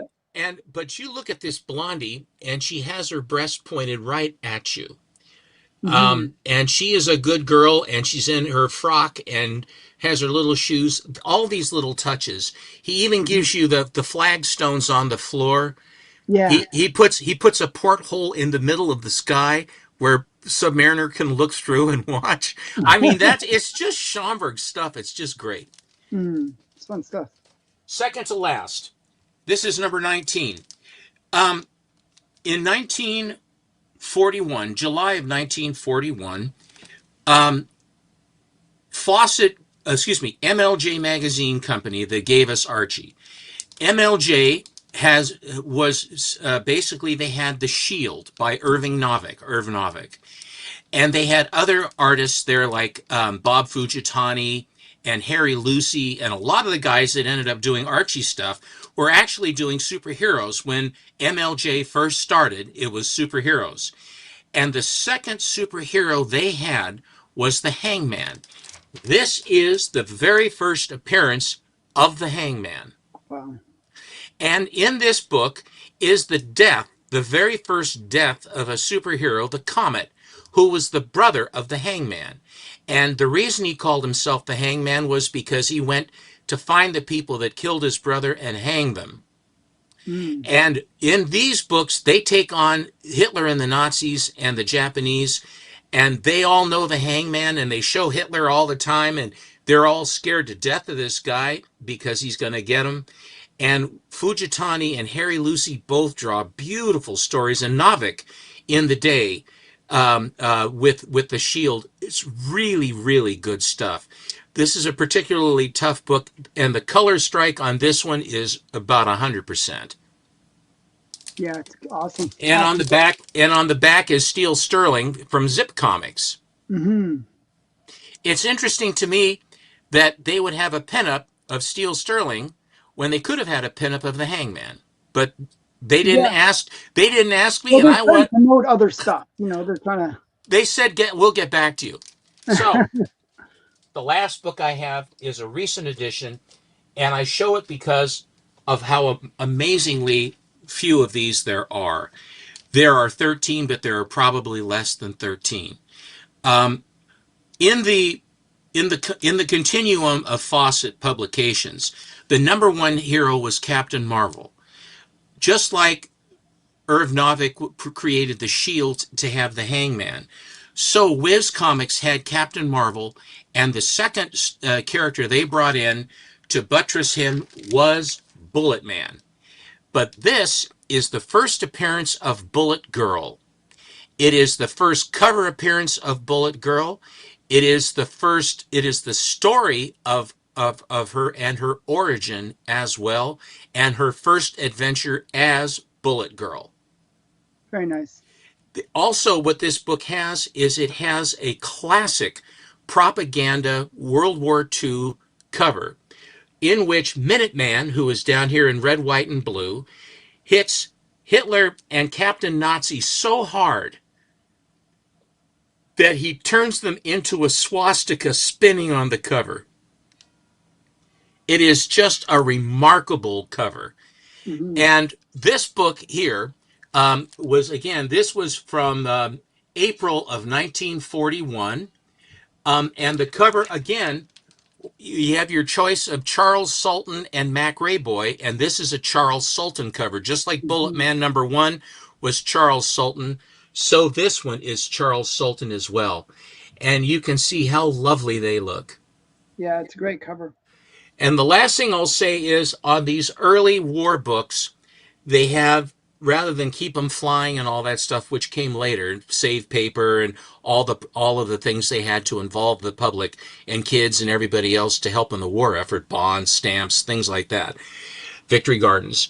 You'll see the Union crest, and it says "Be an American," and they put stock in that. Fawcett did, that we should, that the people in the United States, they say be an American. In other words, do what you need to do to Hmm. be an American for the war. Be an American and be proud to be an American. Be an American. Because there was a good chance, I mean, not a good chance, but the issue was definitely in doubt. But whether they could have gotten to us here in the United States or Canada is a question of whether the Japanese could. They had a feint at Midway in the Aleutians went into Attu and Dutch Harbor, which was just a feint to try to mislead us about Midway, where we flattened them because we had cracked their code. But the United States, after Pearl Harbor, the whole West Coast was wide open. And all the people on the West Coast were very, very concerned about that and scared. My father grew up in Portland, and they were afraid of the Nazis. As a matter of fact, my father was down in Seaside, Oregon, when Fort Stevens, was fired upon by a Japanese submarine during World War II. We were the only state that was fired upon during World War II. At that time, Hawaii was a territory, not a state, Hmm. nor was Alaska. So Oregon was the only one that got fired on. And my father was down there at Seaside when that happened. And he thought it was a bunch of fireworks, but the submarine surfaced and they fired their cannon 8, 9, 10 times at the fort. And the retractable guns, the commander of the fort didn't know if there was no radar. We didn't have any of that stuff then. He didn't know what the hell was going on, and he didn't know if there was a task force coming or whether they were waiting to see the submarine was trying to draw them out to show where the guns were so that if they had battleships or cruisers back behind them that they would shell the installation. And what he wanted to do was to keep the guns hidden because if the troop transports were coming in, his guns could be used to kill the troops and not Hmm. shoot at ships but wipe out the guys that were going to come and hit us. Wow. And so he took an enormous amount of crap because he didn't fire back at the sub. But he said, I didn't know what was behind it. And there was Hmm. no damage. No one was hurt. The I He did the right thing, but probably didn't get appreciated for doing the right thing. So, but I point out to you, and Fort Stevens is still there. Matter of fact, it started as a Civil War fort Wow. because Oregon came in as a free state rather than. I won't go any more into the history, but during the Spanish American War, during World War I and World War II, this fort was upgraded and upgraded, and they had all this stuff, and it's still there. If you come to Oregon and you go to Fort Stevens, it's all still there, and they have one of the carriage guns there to look at in a little museum. And the sailor, the captain of the submarine who shelled us, came and visited after the war was over, and he apologized for shooting at us, and evidently was a hell of a nice guy, and they liked him. And I believe he gave his uniform to the museum. Oh So wow. it's this guy. My connection, the East Coast was afraid of the Japanese, and my mother was in New Jersey, and they were afraid of the Nazis because she saw all of these tankers and transports where the Germans were sinking ships coming right off of our coast. And so she saw these guys all burned and coming ashore in life vests dead. It was really, really, really bad. And so the East Coast was afraid of the Nazis, and the West Coast was afraid of the Japanese, but more so the Japanese because the Japanese actually hit us. The Germans didn't. It was Mm-hmm. an entirely different thing. So I won't go any further. I know I'm a student of history, but those sorts of things, that's salient. And but this is as a patriotic cover of the day is this is my the best book or my top book of my next 20. And this book is truly, if you see this in the wild, whatever grade it's in, I Pick it up. urge you to buy this book because it is incredibly tough, but it's a really important book. Okay, so wow, those are great books. Yeah, now I gotta always top that. You always give me challenge. So okay, so I'm gonna show my big books. I gotta just show a really awesome book just to start it off. For those people that know me, I love the Seduction of the Innocent, and collecting the books that were part of it. So the Seduction of the Innocent was one of those books that led to the Comic Code Authority. It led to the hysteria around comics in general. And one of the books that was mentioned, one of the comics that was mentioned out of 155 comics that were mentioned inside of that one book, was a book where it was all about headlights and like things that were a bit lurid. And this one is a great one that was mentioned inside of the Seduction Innocent. I believe this was also a photo within the book as well. Um, and it's the magical bra. So if you look at the mirror, this is the mirror image. You see there is a bra, but in the actual woman doesn't have the bra on, which is interesting. It's the magical bra. Now, there's one other thing you have to note. Foot, tiny feet, or No, well, the tiny foot, but that's not it. blue blade. Underneath the word beetle, she is climbing out of the mirror. Do you notice this? Oh yeah, actually, I never noticed that. Very good observation. Yeah, why is she climbing outside of the mirror? Thank you. So we got some action here where she's actually coming out of the mirror. Very interesting. And yeah, so this is a classic Jack Kamen cover. One of the top two, really. This and really the Brenda Starr, I think, are Yeah, the Brenda Starr is the other. yeah. I love this one. So this is Blue Beetle number 54. It's a classic good girl cover. It even says that in the CGC notes. Classic good girl cover. Used in Sodi. Okay, so that's the first one. I already showed one book. You stole my thunder on that one, the Underworld Crime. So I only have to show 9 books. So this next one, we're going to show a bunch of Batmans, a bunch of Batmans that are kind of my big books. We got Detective Comics 122, or 140, I should say, 140. This one is the first appearance of the Riddler. It is missing a piece here. You can see that. So I'm just going to hold it like this. It's a mint copy now. And actually, this is all just yellow. So it actually doesn't miss too much of the picture. One second. I don't know. But yeah, this is the first appearance of the Riddler. I like getting first appearances, especially either Superman's or Batman's rogue galleries or Flash's rogue gallery. I love getting those first appearances of key characters. And the Riddler, I actually really liked the Riddler in the Batman TV series. I just Frank uh, Gorshin. it was just so awesome. Like they would come out with these really crazy clues that they had to decipher, and it was like just some random thing, but they would always figure it out. It was like it's going to be at this place. Yeah, I just loved it. So I always wanted to get the first appearance of the Riddler, and this is it. I love the fact that he's on the cover of the first appearance as well. So this is Detective Comics 140. That's my first one.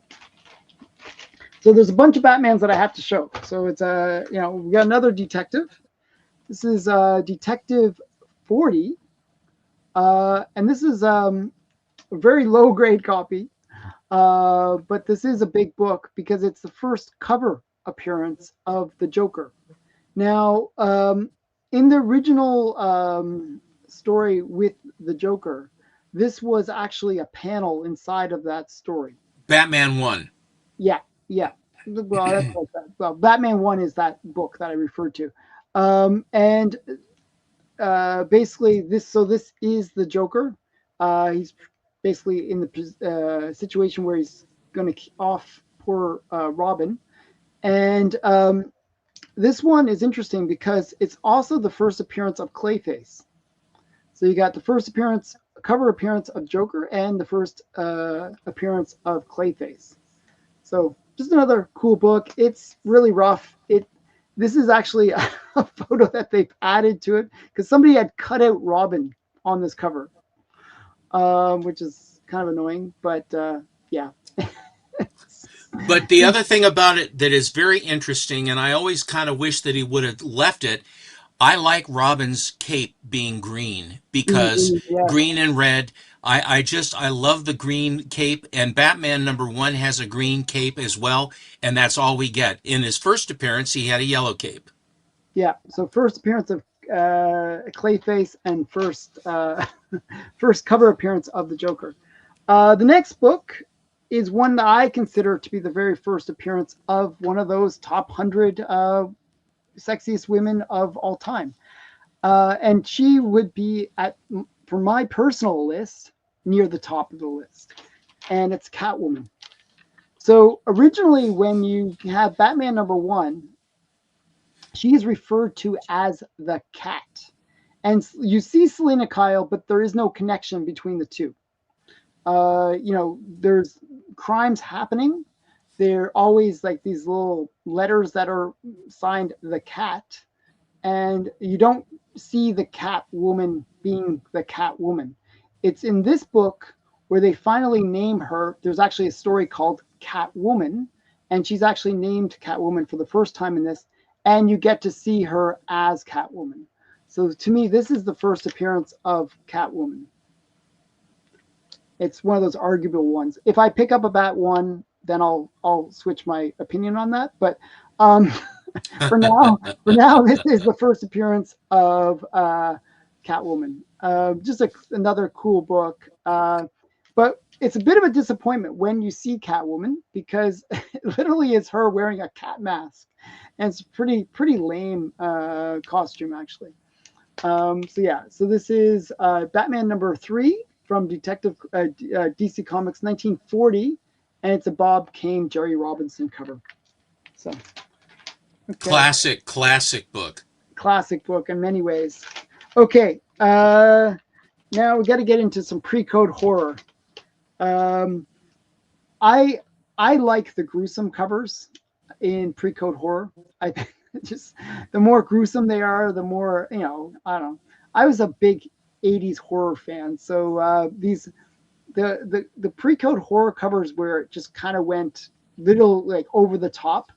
I kind of appreciate. I appreciate that bit of gruesomeness, and this is one of the more gruesome covers from the Golden Age.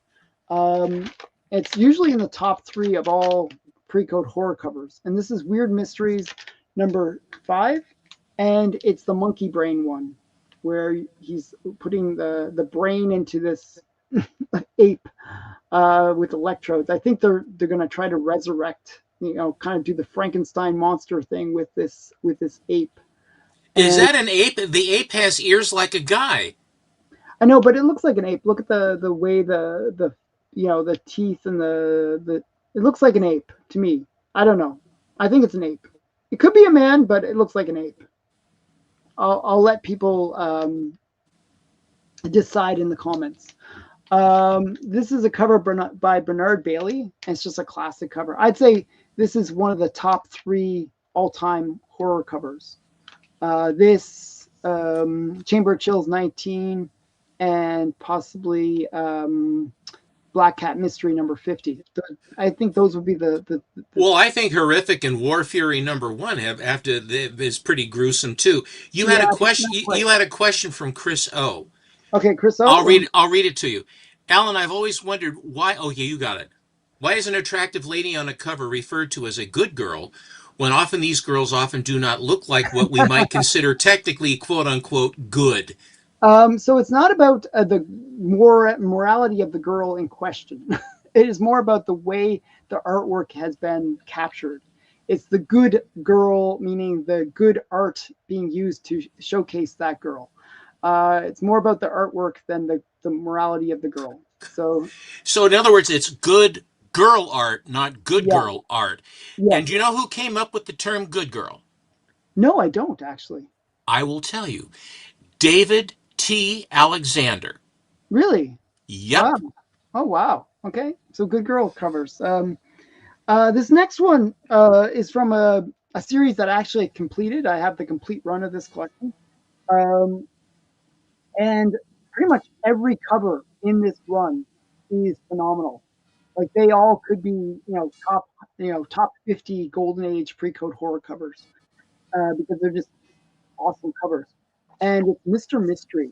And Ooh. considered to be the big one from the Mr. Mystery run. This is Mr. Mystery number 12.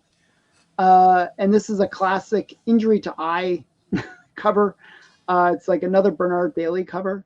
You got the hot poker kind of like right up to the guy's eye. It is just a horrific cover. Mine's a pretty low grade, missing a little piece here, but it is a classic cover. Just a pretty horrific one. I like Wortham had a thing about injury to eye, did he not? Yes, he did. Pretty much his three main things that he really didn't like would be anything which showed how to do a crime, anything that had headlights or some sexuality like bondage and that kind of stuff, like S&M. And then he really didn't like injury to eye. So there's a lot of books that are mentioned in the Seduction Innocent because of the potential for injury to eye. There's one where it's literally the guy throws gold dust at another guy to escape. And that's mentioned in the Seduction of the Innocent because, well, if you threw gold dust in somebody's eye, you could really scratch their corneas. Um, it's like, Like sand wouldn't be bad enough. yeah, like sand wouldn't be bad enough. So the point is, he really didn't like injury to eye. This is actually not one that was mentioned in the Seduction of the Innocent, but a lot of people felt this one was overlooked. Definitely, you know, uh, a great book. This is Mr. Mystery number 12. Okay, so I just have three more to show. And I sort of was getting into a little bit about Wortham. So Wortham is one of these people, he wrote The Seduction of the Innocent, and he was not somebody that was just sort of, he just wrote one book. He was active. He was an activist. He was, really trying to put out a lot of stuff to basically demonize comics.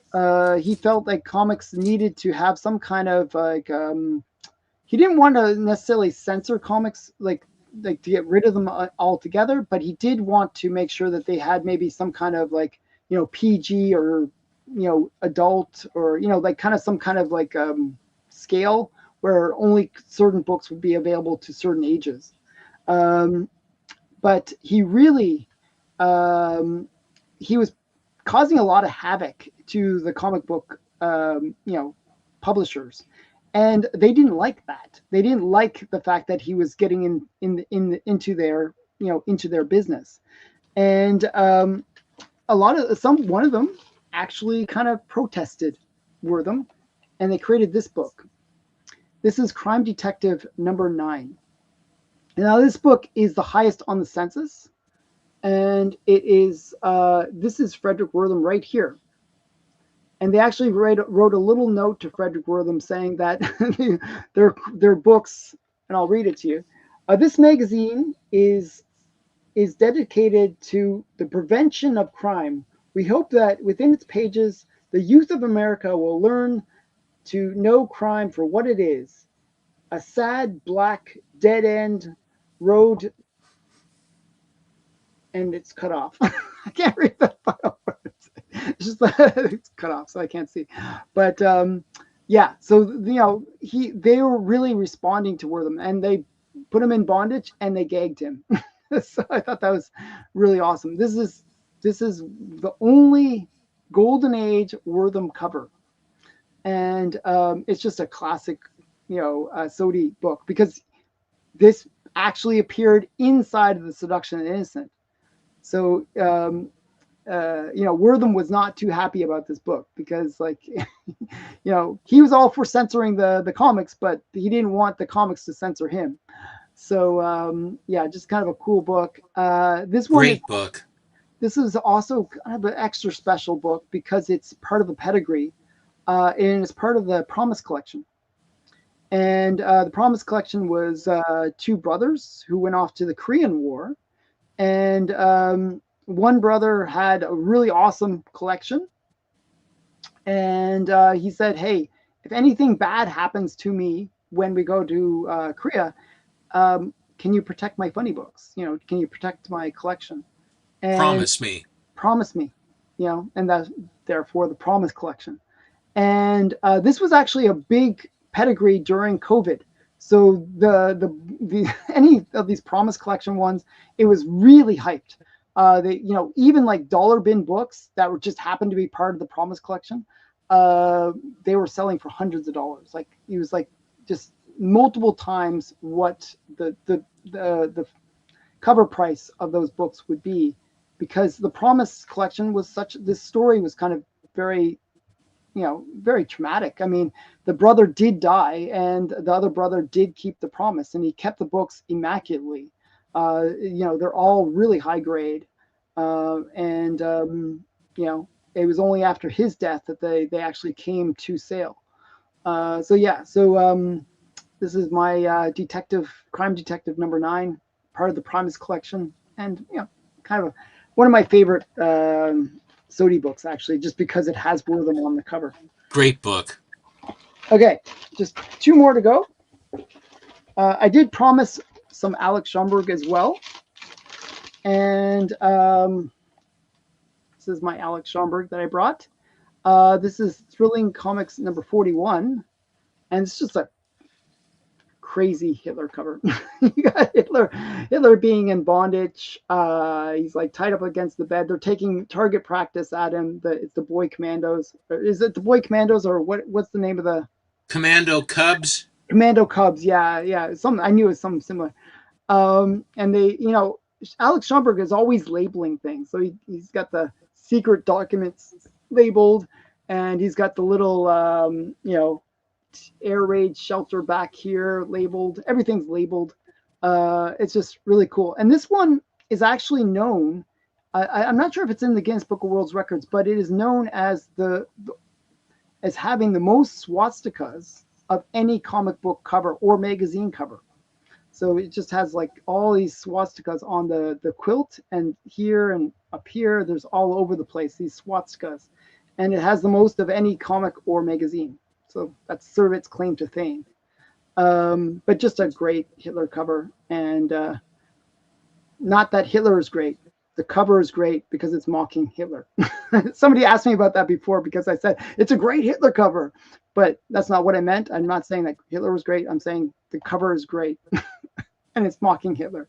So I just want to make that clear. People are so weird. They misinterpret me. Okay, so last book before Stephen falls asleep, and is my Fight Against Crime number 20. And yeah, that was you, archivist. That's why that's why I told that story. Okay, and is Hitler the only non-soup appears on the most covers? Could be. Yeah, he appears on a lot of covers. Yeah. But yeah, this I think he appears on like over 100 covers in the Golden Age, and a friend of mine actually was trying to get all 100 covers, and actually was very close to achieving that goal. But yeah, this is Fight Against Crime. This is another classic decapitation cover. This one's a little bit more gruesome in a way than Crime Suspense Stories number 22.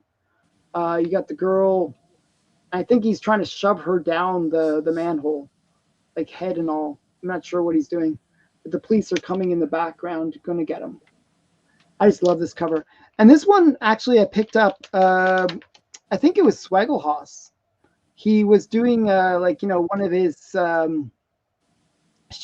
things where he's like interviewing people, dealers at the Comic Cons, and like this is how much of a like I like certain books, and I like I'm you're seeking them and you're like thinking about them and you're just like, oh, I want to get that, I'm trying to find this book. It's impossible to find. And in the background, like if you blinked, you would have missed it. But in the background, when he's doing this interview with one of the dealers, was this book. So I immediately, like, based on, he asked, who the dealer was and said, the dealer introduced themselves. I hunt down this dealer to find out if he still had this book. And, I was able to get it from him. So that is just, that's the kind of, shopping that I do, random, watch a random video. And then I just happened to see a book in one of the, back, things. And I just was like, oh, this is too awesome. I had to get it. So Fight Against Crime number 20, classic decapitation cover. And that is my top 40 books. We did it. That was a Wonderful. long we survived. People stayed with us. Again, thanks everyone for hanging out with us and spending the last 2 hours with us. And as we show some pretty cool books. You showed some really great stuff there, Stephen. I really appreciate it. Thank you. You too. If you guys appreciate this kind of content that we're putting out, we're trying to put out the best content we can for you. There is a link in the description of this video where you can vote for this channel for and this show in particular for an award. So go over there. It's the CBCA Awards. You can vote for the Monday special. It's nominated for the best live stream. I hope that we win. Over 2,000 in the unlimited category. Comic Collector Geek Monday special. Yeah. So please vote for us, and you can vote for me again in 2 other categories. And if while you're there, vote for some other channels you like. Okay. Thank you. We're not going to go for another hour. I would probably die. But I do appreciate Stephen, and it was good. And I appreciate everyone that was watching. So thanks again. Thank you, everybody, for showing up. We appreciate it. And the new people, thank you so much.